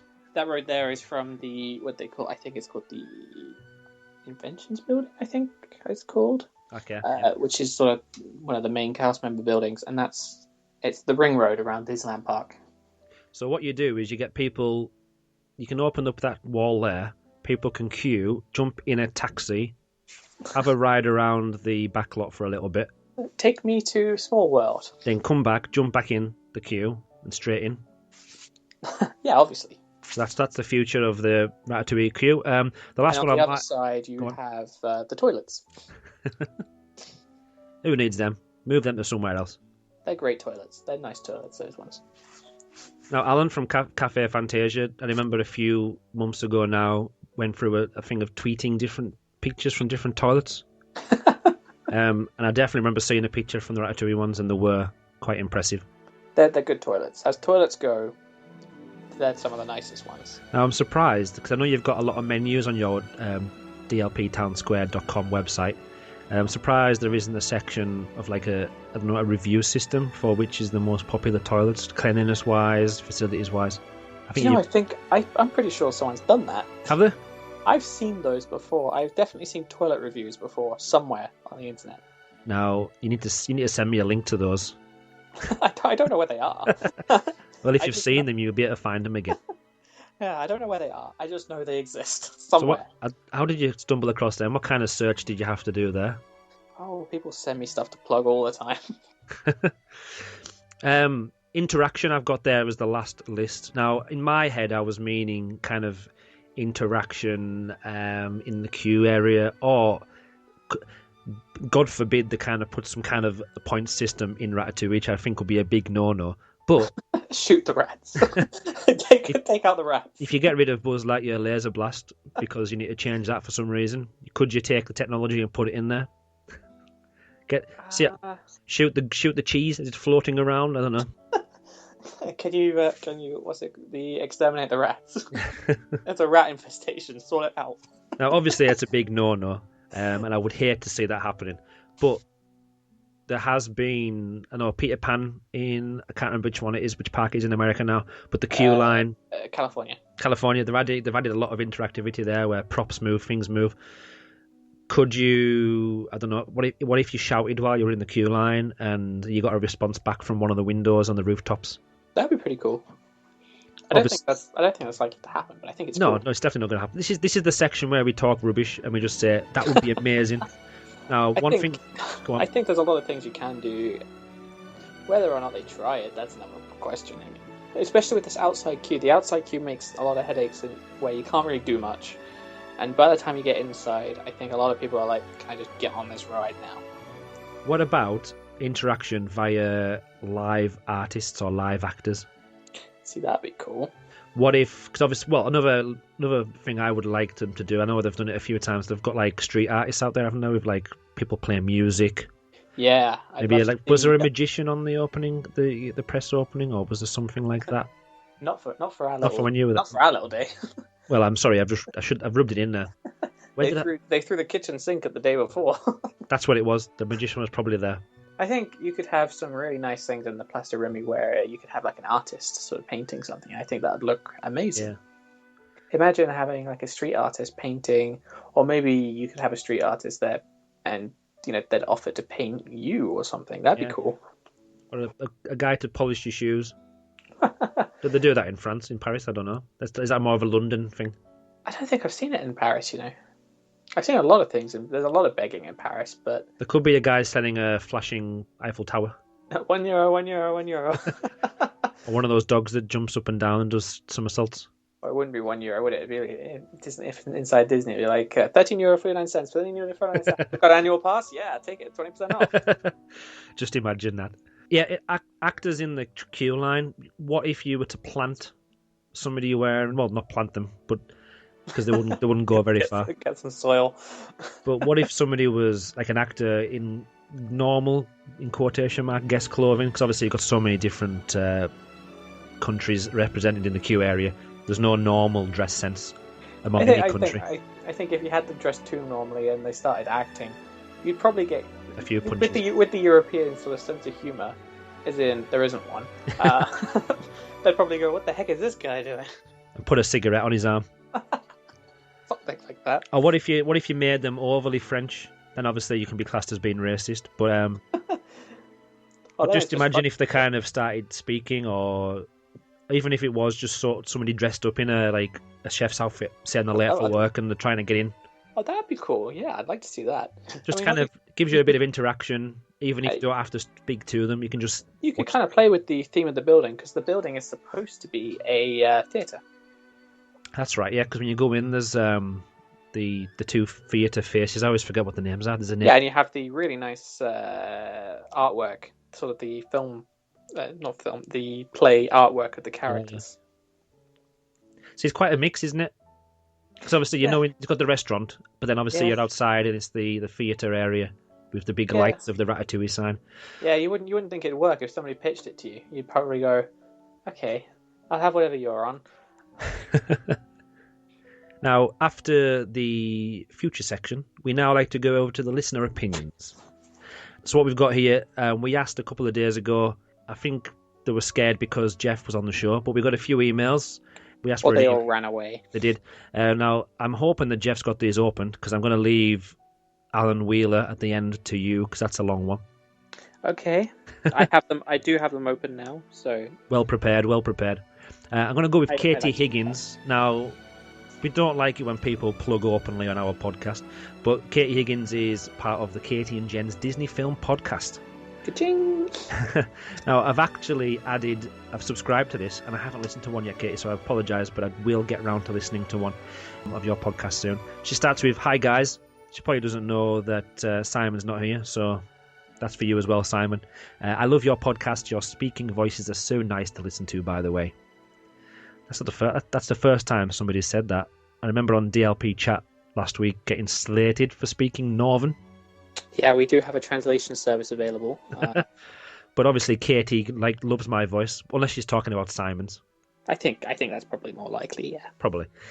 So she goes, "So Ratatouille, or Rat as we call it, is fabulous. My friend and I have ridden it as many times as possible since it opened, because we go in term time, and we make use of the amazing single rider queue, and therefore have never queued longer than 10 minutes. I'm already jealous because they're going somewhere in term time." Wow, it's nice in term time, especially if you go in January, February. I've even been in there in term time at that time, but it's a lot quieter. Although, where it's just deserted, it's brilliant. I do say that, but most of the times I've been during term time because I take the students there during term time. You can't take holidays. I'm not going to go through the holiday. Although the next trip is scheduled for February. I think it's the weekend of the half term. So officially we will actually be in half term. But anyway, that's a different story. She mentioned there about single rider. Now, I haven't mentioned this yet myself, even though I've said you need to do the standby queue first. About 4 or 5 times that I've been on the single rider, we've been with 3 or 4 people, and we've queued in the single rider. Now, obviously, you go in that single rider queue knowing or expecting that you will not be with anybody from your party. But like I was saying at the beginning of the podcast, because each Ratmobile holds 6 people, it's 3 people to a row. If you get a family of 4, then there's going to be 2 spare seats. And what they normally do, in my opinion anyway, what I've seen, sometimes they could obviously put the fast pass people on there. I mean, if there's 2 of them, but if you're lucky enough to get to the point where they're looking for 2 people, then a lot of the time I've felt that they'll go down the single rider queue, and you'll get to one person will get to the front, one person will get to the back.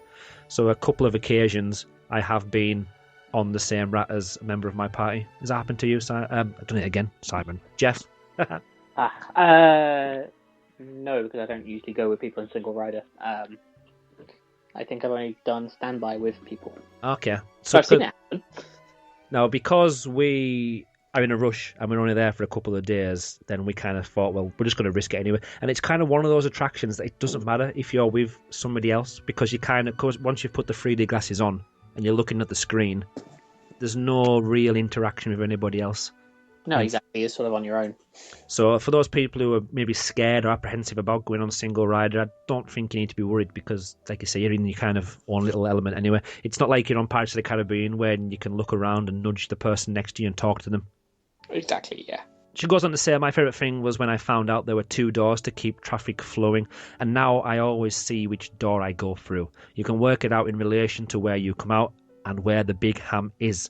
I love the heat and cold and smell of it, and the rats at the end, and I just remembered once the ride went mad and sent us backwards, so we weren't facing the wall for the scary bit, and one of the cast members said, 'Did you see the whole ride?' Us and another couple said no. Everybody else walked off, the fools, and the CM took us back through the door and to the front of the queue to have another ride." She also loves the music as well. Much love, Katie. So yeah, it shows there as well that the system can go wrong at times. So what they've said is their Ratmobile kind of went backwards down a few scenes, and it must have been a few other. Actually, I think reading it again, it looks like it was just their Ratmobile. But luckily, because the wonderful CMs at Disneyland Paris were aware of it, the people that didn't run off anywhere were allowed back on for another ride. And that's what you want. That's exactly what you want. Our good friend KG, who's actually just came back from Disneyland Paris in the last few weeks. I don't know if you've noticed this, Jeff. How many times am I going to call you Simon? I'm going to have to cut these bits out because I feel bad for you now. Oh, okay. That's lovely. Just natural. I don't know if you've noticed, but KG, which is at KG_, how many followers he's got on Twitter? I will now have to have a look. He's got quite a lot. I think it's like 55,000. Yeah, obviously that's a big number. That's my great contribution. Yeah, it's a big number. That number is big. 30,700. Is that how many it is? Oh, sorry, I thought it was like 55,000. I'll take a few off. But anyway, He's probably our Magical DLP's biggest fan in relation to followers and to somebody who actually interacts with us. So well done, KG. We'll give you a pat on the back next time we see you. 5 stars. Which will be the first time we see you. He said Ratatouille is his favourite Disney movie of all time, or the Pixar Disney movie of all time. The setting of it being in Paris and loving Disneyland Paris swings it to be the first overall for him. In his opinion, it is the best. Although he can't watch the movie for a good while after a DLP trip, as it makes him want to go back as soon as possible. The Ratatouille tour area in the studios is so good, from the setting, the detail and design, the music, and of course the restaurant that serves excellent food and steaks cooked to perfection. Finally, it would be nice to see Remy and Emile visible in the Place de Remy area for meet and greets, but that is nitpicking to a great area of the park that doesn't especially need it. It would just be a sweet bonus. It would indeed. Sometimes they have Belle out there in her village outfit, which is a really... I know a lot of people kicked up a big fuss at that point when she appeared, because people go, she's in her village outfit and she's in the middle of Paris. That just doesn't work. It's French, doesn't matter. There we go. It's in a French area. Why? I can see why people would nitpick, but then I can also see why Disneyland Paris do it. And the last thing they're thinking about, really, if you think about it, is what have these 10 people on Twitter or Facebook going to say about that situation? Well, exactly. And it works because if you've watched Beauty and the Beast, she sits by the fountain, and you've got the fountain there, and that's where she meets. And there you go. So she's not meeting in Place de Remy, she's meeting by the fountain. Exactly. And, I agree with everything KG said, really. I think Ratatouille is definitely my favourite Pixar film. And the steaks are seriously good. And the sauce is there's a special Chef Remy sauce, and we asked the chef once what was in it, and he said secret. So it's full of secret. That's nice to know. It's a really good sauce, though. If I knew the recipe, I'd be making it daily at home. Do you want to read Alan's email, Geoff? I shall indeed. Hi, Andrew, and guest host Geoff. Hello, Alan. I've been to Orlando before riding Ratatouille, so I'd ridden the majority, if not all, of Universal's, sorry to mention the U word, screen-based rides. So Ratatouille had a lot to live up to. That's the thing that we could say, is that Universal was way ahead in trackless-based rides with screens. Oh, definitely, yeah. Now, a lot of people in the Disney community don't like really talking about Universal, but I've kind of got no worries about that. At the end of the day, even though I'm a really big Disneyland Paris fan, I love technology as well. So to see what other technology is out there, like when they're used on the Harry Potter attractions and stuff like that. So don't apologise for mentioning Universal. We just hope that they will give us a free trip to make us change our mind. I would be very happy to accept that if that ever came. I was expecting the ride to be a thrill ride, as everything I had seen before this had been a thrill ride. How wrong was I? Yes, Disney is using screens and trackless technologies, but in a very family or ride-orientated way. There is much to see and so many different perspectives you can ride it multiple times. Again, I think very true. My son and I love it so much. One morning, we rode it 4 times before 10:50.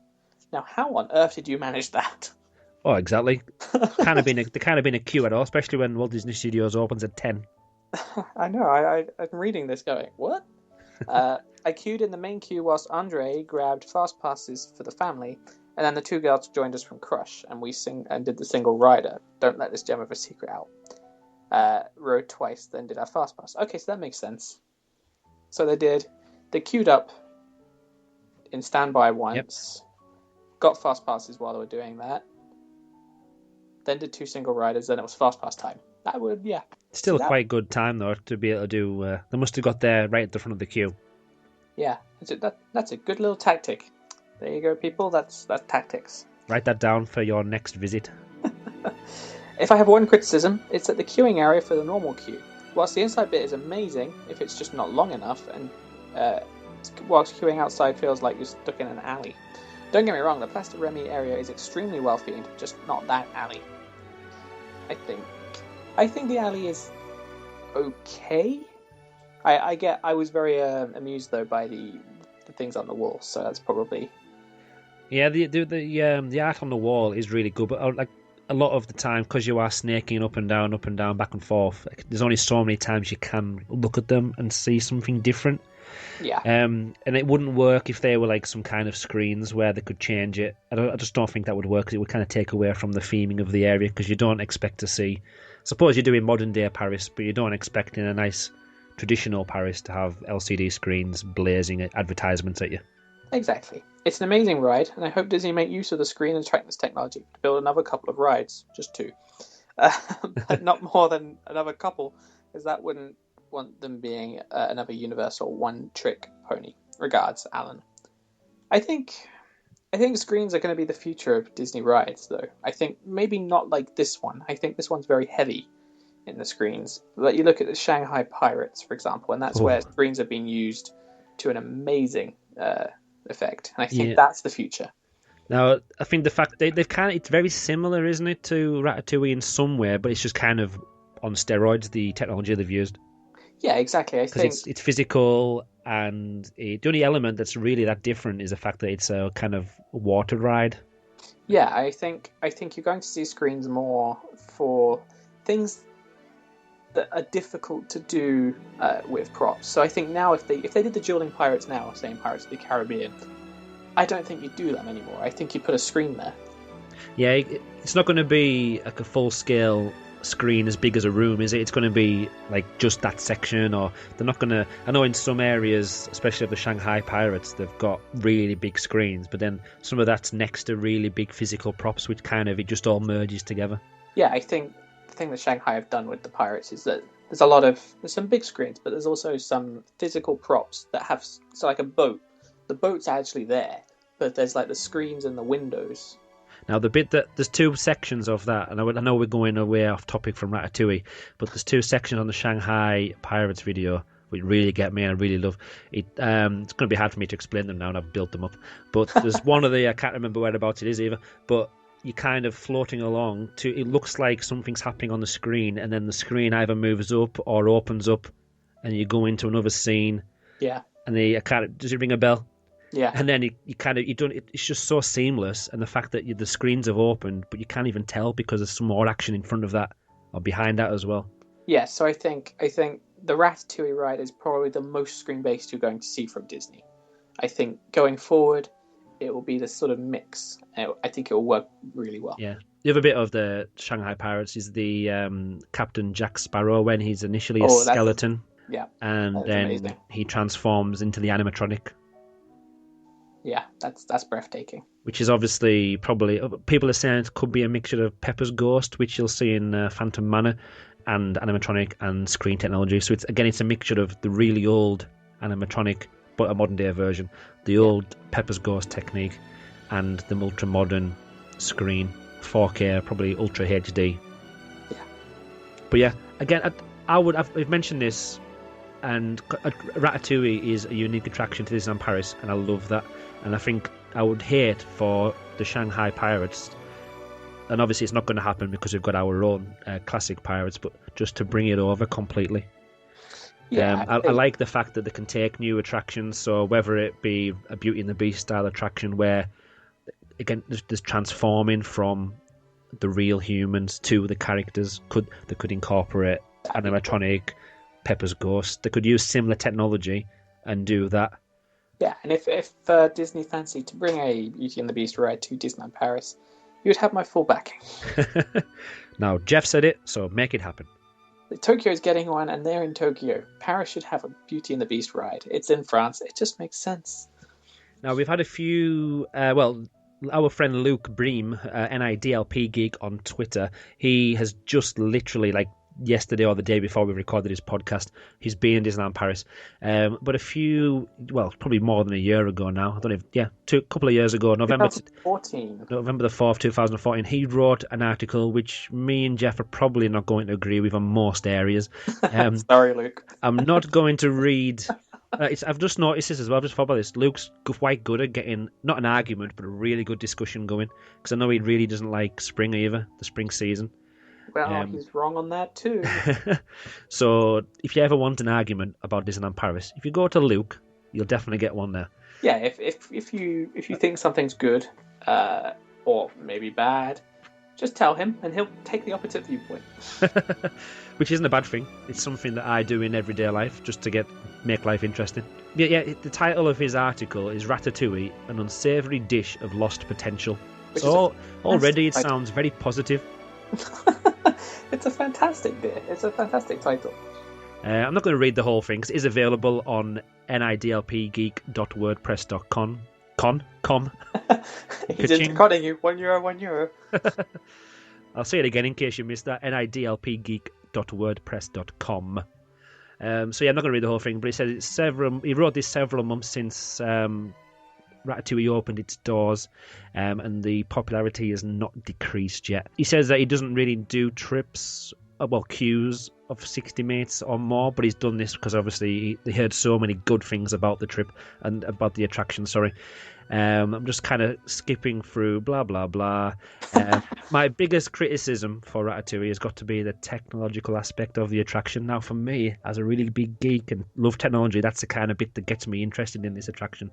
Yeah, exactly. I think that's the same for a lot of people. This is a big technology ride. Yeah. Now, it says, surprising as it is, something wildly praised by others almost unanimously. As those lucky enough to have experienced the attraction will know, Imagineers have used 3D, blah, blah, blah. We know that. It's clear that they hope this to be a realistic comparison to the actual, instead of actually building gigantic sets. Now, I don't think you could get this. Even if you had really big sets, you wouldn't get the same feeling, would you? Because the sets that they create, you wouldn't actually be able to ride down a window or jump onto a table or go under something that big. So exactly. As much as it's possible, financially it's just not doable. Yeah, you wouldn't be able to tell that story any other way, really. I think the idea of jumping from the rooftops, unless you're going to make it a roller coaster, then all of a sudden the kids can't ride it. Now he starts by saying, kind of continues by saying, in reality he was treated to an obvious projection screen. It is obvious. But I kind of think you get immersed enough that it doesn't have to be an issue that it is a screen that you're in front of. The Ratmobiles judder for a few moments, and he says he didn't actually feel any movement. He didn't feel like he was moving. I both understand this and don't understand this. The first time I rode it, I definitely felt the movement. But going back more and more and more, I think sometimes I feel the movement, but other times I feel static. Yeah. So, like you say, I get what he's saying, but then just to say that there's part of me feels that the movement, even if it's slight, and the way and the motion that's on the screen, and the fact that it's in 3D, and then sometimes you get the 4D effects, I think all of it together does make you believe that you are moving. Yeah, but I can see if you kind of sorry, go on. It's all like in a nice package. Yeah, but if you take each bit separately, I can see why you'd think, well, I'm not moving. That's only a little bit of bouncing up and down. That's only a 3D screen that you can see anywhere. So by picking it apart, you can kind of agree with what Luke's saying here, but I don't agree with it. I think sometimes different people experience movement in different ways, and I think some people are more susceptible to the movement than other people. Now, another element from this review might be that by the time Luke went on the attraction, maybe there was a couple of bits not working that day, because he talks about he failed to experience on both occasions of the attraction experience of the smell. He also said that some of the stuff he was experiencing, he was just about ready to go to the next scene. So it's kind of, I say, if one of the elements goes wrong or doesn't work or there's a little bit of an issue, it can affect people's opinions on attractions, which is also why we shouldn't just take what we believe as true and what Luke's believing as incorrect, because on that day that might have been a true reflection of the attraction. Yeah, I think that's quite possible, and I think a lot of it was made of the smell, and I think if you're looking for the smell and that run out of smell, whoops, no smell today, I think you would go, well, hang on a minute. But I think if you're the average guest who doesn't know that smell's coming, it doesn't really matter. Now, I know a lot of people follow us on Twitter and on other social media platforms. A lot of people, Simon, for example, he's not listening to this podcast. He's not on the podcast today because he doesn't want to spoil the attraction. So in some ways, he won't be disappointed when he's there because he'll be taking everything in for the first time. Whereas if you, like I did, and probably like Luke's done, if you've read into things, you've watched videos, you've looked at what people have reacted to and said, oh wow, the smells for this, the movement of this, and if you don't get that same effect, or you kind of see it in a slightly different way, it probably could spoil the ride for you. Yeah, and I almost sometimes wonder how I'd have felt if I had to wait to go on this ride. I was lucky that I think it was 2 days in or something like that, so I hadn't read anything because I got to Disneyland Paris on the Thursday of that week, and it was on the Sunday we got to ride it, and I was so busy having fun doing other bits and pieces that I didn't look at all these on-ride photos and videos and things. So when I rode it, I was completely blown away because I knew nothing. Even though I looked at everything, I watched everything that was available, and it didn't ruin it for me. I think I like knowing what's supposed to be happening, so I can take it in a lot more and make a real judgment on it. Whereas if it shocks you, you kind of miss it and it's gone. You take it in a little bit, but I think I take it in more by knowing that something's coming. Maybe it's an odd way of looking at things. Maybe I shouldn't be prepared and I should just have a completely blank ride experience without knowing any of the information. But in my opinion, I like that, and it looks like Luke does that and didn't like it because he kind of, some of the stuff doesn't live up to what he's heard or what he's built up in his own head. Each their own. Oh, definitely. That's a good thing about doing something like this. Everyone's got their own opinions. Everyone does things in different ways, which is why I think it's important. And I think I mentioned this in our last DLP chat, to love each other, love each other's opinions, and just go with disagree with them. Then stand all over them. Oh. What's the internet without a fight? He didn't do Bistro Cherami, but from what he saw, he was still disappointed with the theming, which I'm quite surprised at. I think there's a slight darkening, and I think when I first came off the ride, maybe I thought, oh, okay, is that it? But I think when you're in there, you understand it a lot more, and I think the only way to, really judge the restaurant is to try it. Yeah. I think that's the same with just about everything as well. I think we can all have an opinion on something we've only just seen a picture of or the inside of through a window. Yeah, but then once you've actually... Because I've never been inside the restaurant, so a lot of my opinions are, again, from what I've seen or what I've heard from other people. To wrap it up, he said, Ratatouille will present itself on your plate with some of the best scenery Walt Disney Studios has to offer. That is, if you're okay with taking the chicken exit before boarding. Once you take a bite, however, and get into that Ratmobile, it turns into an unsavoury dish of immersion-breaking flaws that genuinely left me puzzled as to how anyone can rank it as the best attraction in Disneyland Paris. It really pains me to say this, but in my honest opinion, Ratatouille is a bad attraction. So that's where I don't agree. I think it's... This is one of those kind of moments, again, it's kind of a TripAdvisor type thing or an Amazon review type situation where you're going to have maybe 100 people saying how amazing it is, 5 stars. You'll get one person. And again, I'm not saying that Luke is wrong. In my opinion, following what I believe, I think he's wrong. But then from what he's seen in his eyes and from his ears and from his nose, it might be that he's correct. Yeah, I think we all have our own opinions. I think my opinion is that it's probably the best attraction if we take it as a package, as in everything that's in the Place de Remy in the Walt Disney Studios Park by far. Oh, definitely in the Walt Disney Studios Park, yeah. Which is quite difficult to say because I like the Tower of Terror as well, but I think as the whole package comes, that's better. I think Tower of Terror is lacking some kind of restaurant-y kind of area or pubby thing, which I think they're doing. Where is it? I keep forgetting now. Is that California as well? Yeah. Walt Disney Studio. Or maybe it's in... World? Yeah, I think it might be. I can't remember now. But if you want to know about that, look it up on the internet. You'll find it somewhere. But yeah, me and Google it. Google it, yeah. Me and Simon mentioned this on our Tower of Terror podcast. I think that was the only thing that was lacking. Some kind of restaurant or something you could actually go in and sit down and take more of the theme in, making it a bigger area rather than just the actual tower itself. Yeah, and making the street, I think, less flat. Yeah. So just take up the whole of that street and actually theme that part of the Tower of Terror experience. Oh, yeah, I think that could easily be a really lovely area of the park as well. Yeah. But to go back to what Luke is saying, I'll just repeat those words. Luke Breen believes that Ratatouille is a bad attraction. At NIDLP Geek for all the hate mail. Don't send it our way. Oh no, we're not saying this. We're just using his words to get across his message. At NI_DLP_geek. I just had to get that up just to make sure. Just to make sure you correctly email or tweet the right person, yeah. I wanted to put it in there though. It could have been easy for us to take it out, but obviously this is when we ask for your opinions, we want your opinions, your true opinions. So it gets as long as they match ours. Normally as long as they match ours, yeah. But no, I wanted to do it because it was so obvious that he doesn't like the attraction. Exactly. Is there anybody else out there that does agree though? Let us know at Magical DLP or at DLP Town Square. Do you agree? Do you not like the attraction? Is there a reason why? I wonder if Luke was to do the attraction again, maybe with you and me, would he change his opinion while we're standing there going, wow, I remember that. I think we'll have to do the three of us a trip to Disneyland Paris to do Ratatouille during spring. Yeah. Did you? That would be. He would love that. Absolute nightmare.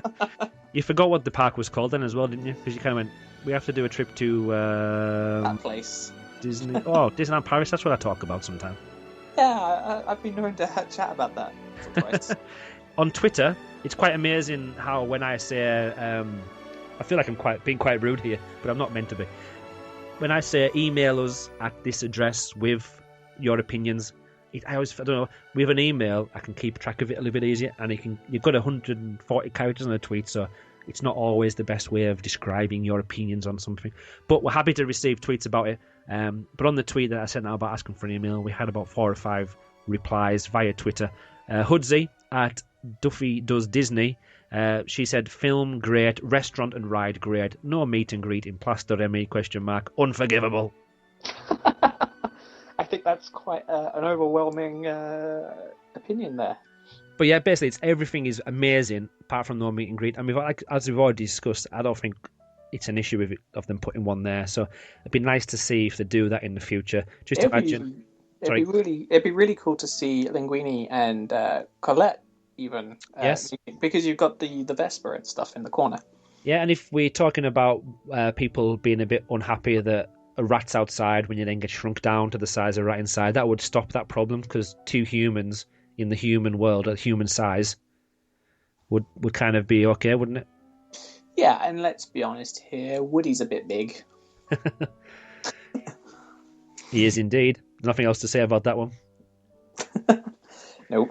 Stephanie at Steph Ross Photo said on Twitter, they should have made it a Lion King land. That's my comment. Winky face. Well, yeah. I wouldn't mind some Lion King in the park, but I think there's a priority list in my head that's Lion King's not at the top. No, and I think Lion King works well in shows. I think you have a good Lion King show, and that's all good. Because I don't see how... Well, there's probably loads of ideas you could put into an attraction or some kind of dark ride or something like that. But I just feel there's a lot better franchises or IPs out there which you could make a lot better use out of. I mean, I've already mentioned Beauty and the Beast as one of them. Yeah, and if you want a really big franchise that will just bring big numbers now to Disneyland Paris, Frozen. Frozen, yep, underused. Nathan at Baldock77. One of our favourites in studios. We rode it 4 times in March as our 4-year-old girl adored it. What better reason to love an attraction? I think it's a perfect reason. Definitely. I remember taking my son Noah a few years ago now, 2014, just before Ratatouille opened, and I remember taking my camera and pointing it over the fence and under the fence to get some photographs. But my opinion of the park has completely changed when I took Noah, because obviously he's seen different elements of it in a different way than what I've seen them, and what he loved about the park then kind of changed my opinion on what I liked as well. So I can see how if you've got a 4-year-old girl who loved it, then that's going to be one of the reasons why it's one of your favourite attractions. Oh, for sure. Yeah. Apart from all the wonderful technology and everything that's in there as well. So you don't have to have children to enjoy things. Yeah, it's like sometimes you go and you say, the kids enjoyed it. But in reality, you're saying, I loved it myself. Yeah, it's a good excuse. Because I know when I tweeted you about you saying you were watching the film, and I've said, I seem to watch it every other week or so, as it's part of Sky Movies. When it's on Sky Movies, I always seem to watch it, even though I've got it on Blu-ray. But anyway, that's a different discussion. Yeah. you kind of said yes, but that's okay because you've got a son, so it's kind of an excuse to watch it. Yeah, and I think a lot of people, when it came to that the Disney Infinity game, a lot of people said, oh, this is definitely for my kid. Yeah, as they're buying a basket full of little figures that can go on their Disney Infinity game. Exactly. Same with the Lego Disney minifigures. Oh no, they're mine. Well, no. Noah took mine to the till and he handed them over. It wasn't me. Michelle Schroeder at Schroeder on Twitter. Not a huge fan of the movie, but love the innovative ride. It gives me motion sickness, but I do it anyway. So as much as the ride makes her physically sick, she still loves the ride anyway. That's the best endorsement. Yeah. The ride makes me want to throw up, but I still love it. The ride makes Luke want to throw up, and he hates it. So at least Michelle's doing a little bit better than Luke. Now, the last thing we're going to mention before we wrap this podcast episode up is iTunes reviews. We haven't had many recently. It's probably because we haven't had as many podcasts as we'd like out. But 2016, we're doing a lot better. I can't remember how many we've done this year so far, but we've done a lot more this year already than we had in the whole of 2015. So we are doing a lot more podcasts, so we'll keep it up for you as long as you send us some reviews. So if you would like to read our review out for us, please, Geoff, you're reading it on behalf of all the fans of the Magical Disneyland Paris podcast out there. All the legions of fans. So this one, I think, is from Australia. It definitely is. Good eye, mate. I think this just needs to be less stars now. I think you just need to take a star off for the accent. Well, how many stars was it? It was 5. Damn, so now it's only 4. We've actually got a 100% 5-star rating, I think. That's great. In Australia? Well, that's probably the only one. No, the whole of the world. Best Disneyland podcast. Try again. I will. Best Disneyland podcast of any. That's by J Nelson 902. The hosts are likable. Yeah, they're alright. And have a genuine love for Disneyland, rather than just whinging about stuff they'd like to see. The format of the episodes works great, where they review what the Imagineers tried to capture and how they executed it. It's like reviewing a movie or album, except they review rides. My only complaint is that there's too few episodes, and you can blame Andrew for that. Now I've managed to record things on a Thursday, which I don't know why. Thursdays have always existed, even before I was born. But originally, I only contacted Simon and said, right, it's a weekend. There's nobody in the house because everyone's out partying somewhere, even the 4-year-old's partying, and I'm not.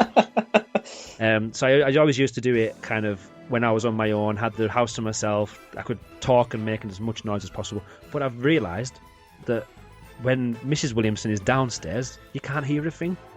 There you go. And it just came to me the other week when we done the episode 12 of the podcast. So now I can record nearly all the time. So you might actually regret seeing that there's too few episodes, because by the time 2016 is finished, there'll be no attractions left and there'll be no more podcasts. Well, that'll be it. That's it. You have to move on to restaurants or bars. Reviewing bars. Each bar separately. We've got each type of transport. We could do that one. Each different individual yellow bus. Each toilet, cubicle. Yeah, that would be a great series. Get on it. So now it's time for me to kind of wrap this up. I'll say a thank you to you in a second, Geoff, so hold your horses right there. The focus of the next episode of the Magical DLP podcast will see me and Simon. He'll be back, unless this is a spoiler as well, because I know he hasn't stayed here. We're going to be discussing Disney's Hotel Cheyenne.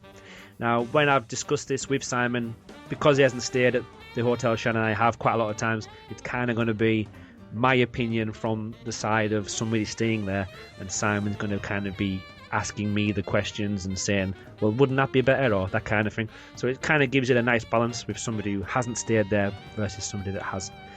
So let us know your opinions on this property hotel. Email us at podcast@magicaldlp.co.uk. You can message us on Twitter, Facebook, or on our brand new look website, magicaldlp.co.uk. The plan is, once it's all up and running properly, and people can register right now if you haven't done so already, the plan is to put a little forum on there. It's not going to be I don't want it to be the only place to go to discuss Disneyland Paris, because that's ridiculous. But it's going to be a nice little place that you can leave comments if you'd want to say something more than 140 characters and you're scared of email because it's a foreign technology. Because believe it or not, a lot of people don't use email anymore. That's insane. I use it daily. If you speak to anybody that's probably under 18, the only time they'll use email is to sign something, like sign up for something. And yeah, that's true. It's basically a spam collector. It's taking all the spam from the world and just put it into one place. Here's what you do, guys. You get a Google account.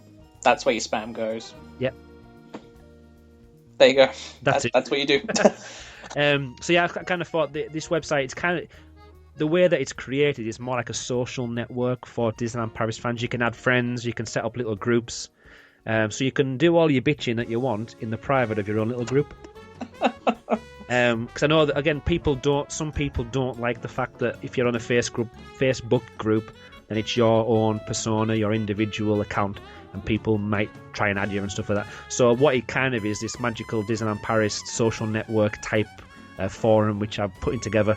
It's a little bit of an experiment, but it is a place where you could, in private, just stick to Disneyland Paris chat, nothing else. If anything, it's going to be a place where you can either complain about Luke's opinions on Ratatouille, you can discuss anything you like about the upcoming episode of our podcast, and also ask us questions for any future podcast episode. And before we finish, and before we say goodbye, and a big thank you for Geoff, don't forget to leave us a 5-star review on iTunes. We are on other podcast services as well. I think TuneIn and Stitcher and other things like that. Also, new to this podcast, a plug for DLP Chat. If you follow #DLP Chat on Twitter, there is actually a Twitter account I created so nobody could steal one, but we're not using that just yet. That's in case we get bigger and people want to contact us that way. But me, Geoff, who's on the podcast tonight, and Steve from Arrival, dedicated to DLP podcast, we get together on, it's actually Google Hangouts we use, but you can watch us live on YouTube. And it's a really good place to discuss Disneyland Paris. It's a great place to discuss Disneyland Paris. It's always a lot of fun as well, and everybody gets involved. So yeah, if you have a laugh, we have a very good laugh, and if you're quite animated on the live video chat, you may end up getting turned into a GIF as well. Yes, and if you search Disney, your GIF will be there. Yeah, if you search for Disney or DLP or Disneyland Paris. In fact, if you search for basically any word, because I spent an hour typing in loads of tags, you will find us dancing around like idiots on the GIF app, or doing princess poses as I see quite often. Yeah, you're always flying around as a princess. I see that more than anything else now. It's actually overtaken nearly Mark as the little bunny rabbit. It seems to be the GIF in everyone's timeline at the moment. Really? Hey. But yeah, is there anything you want to plug? I know I mention this every time we discuss anything with you on DLP chat or anything at all, but people hopefully will know you by now. But do you want to mention where they can find you or contact you? Sure, yeah. You can find me on Twitter at DLP Town Square. I also have a website, which is linked on my Twitter, so you can just go find me there and click a link, and it's all seamless. There we go. Thank you very much for joining us today for this special episode. Thank you very much for having me. It's been good fun. Yeah, it's been amazing. Thanks for joining us for episode 13 of the Magical Disneyland Paris podcast. And until next time, it's time to say goodbye. You're not saying goodbye? No. I'll leave that bit in.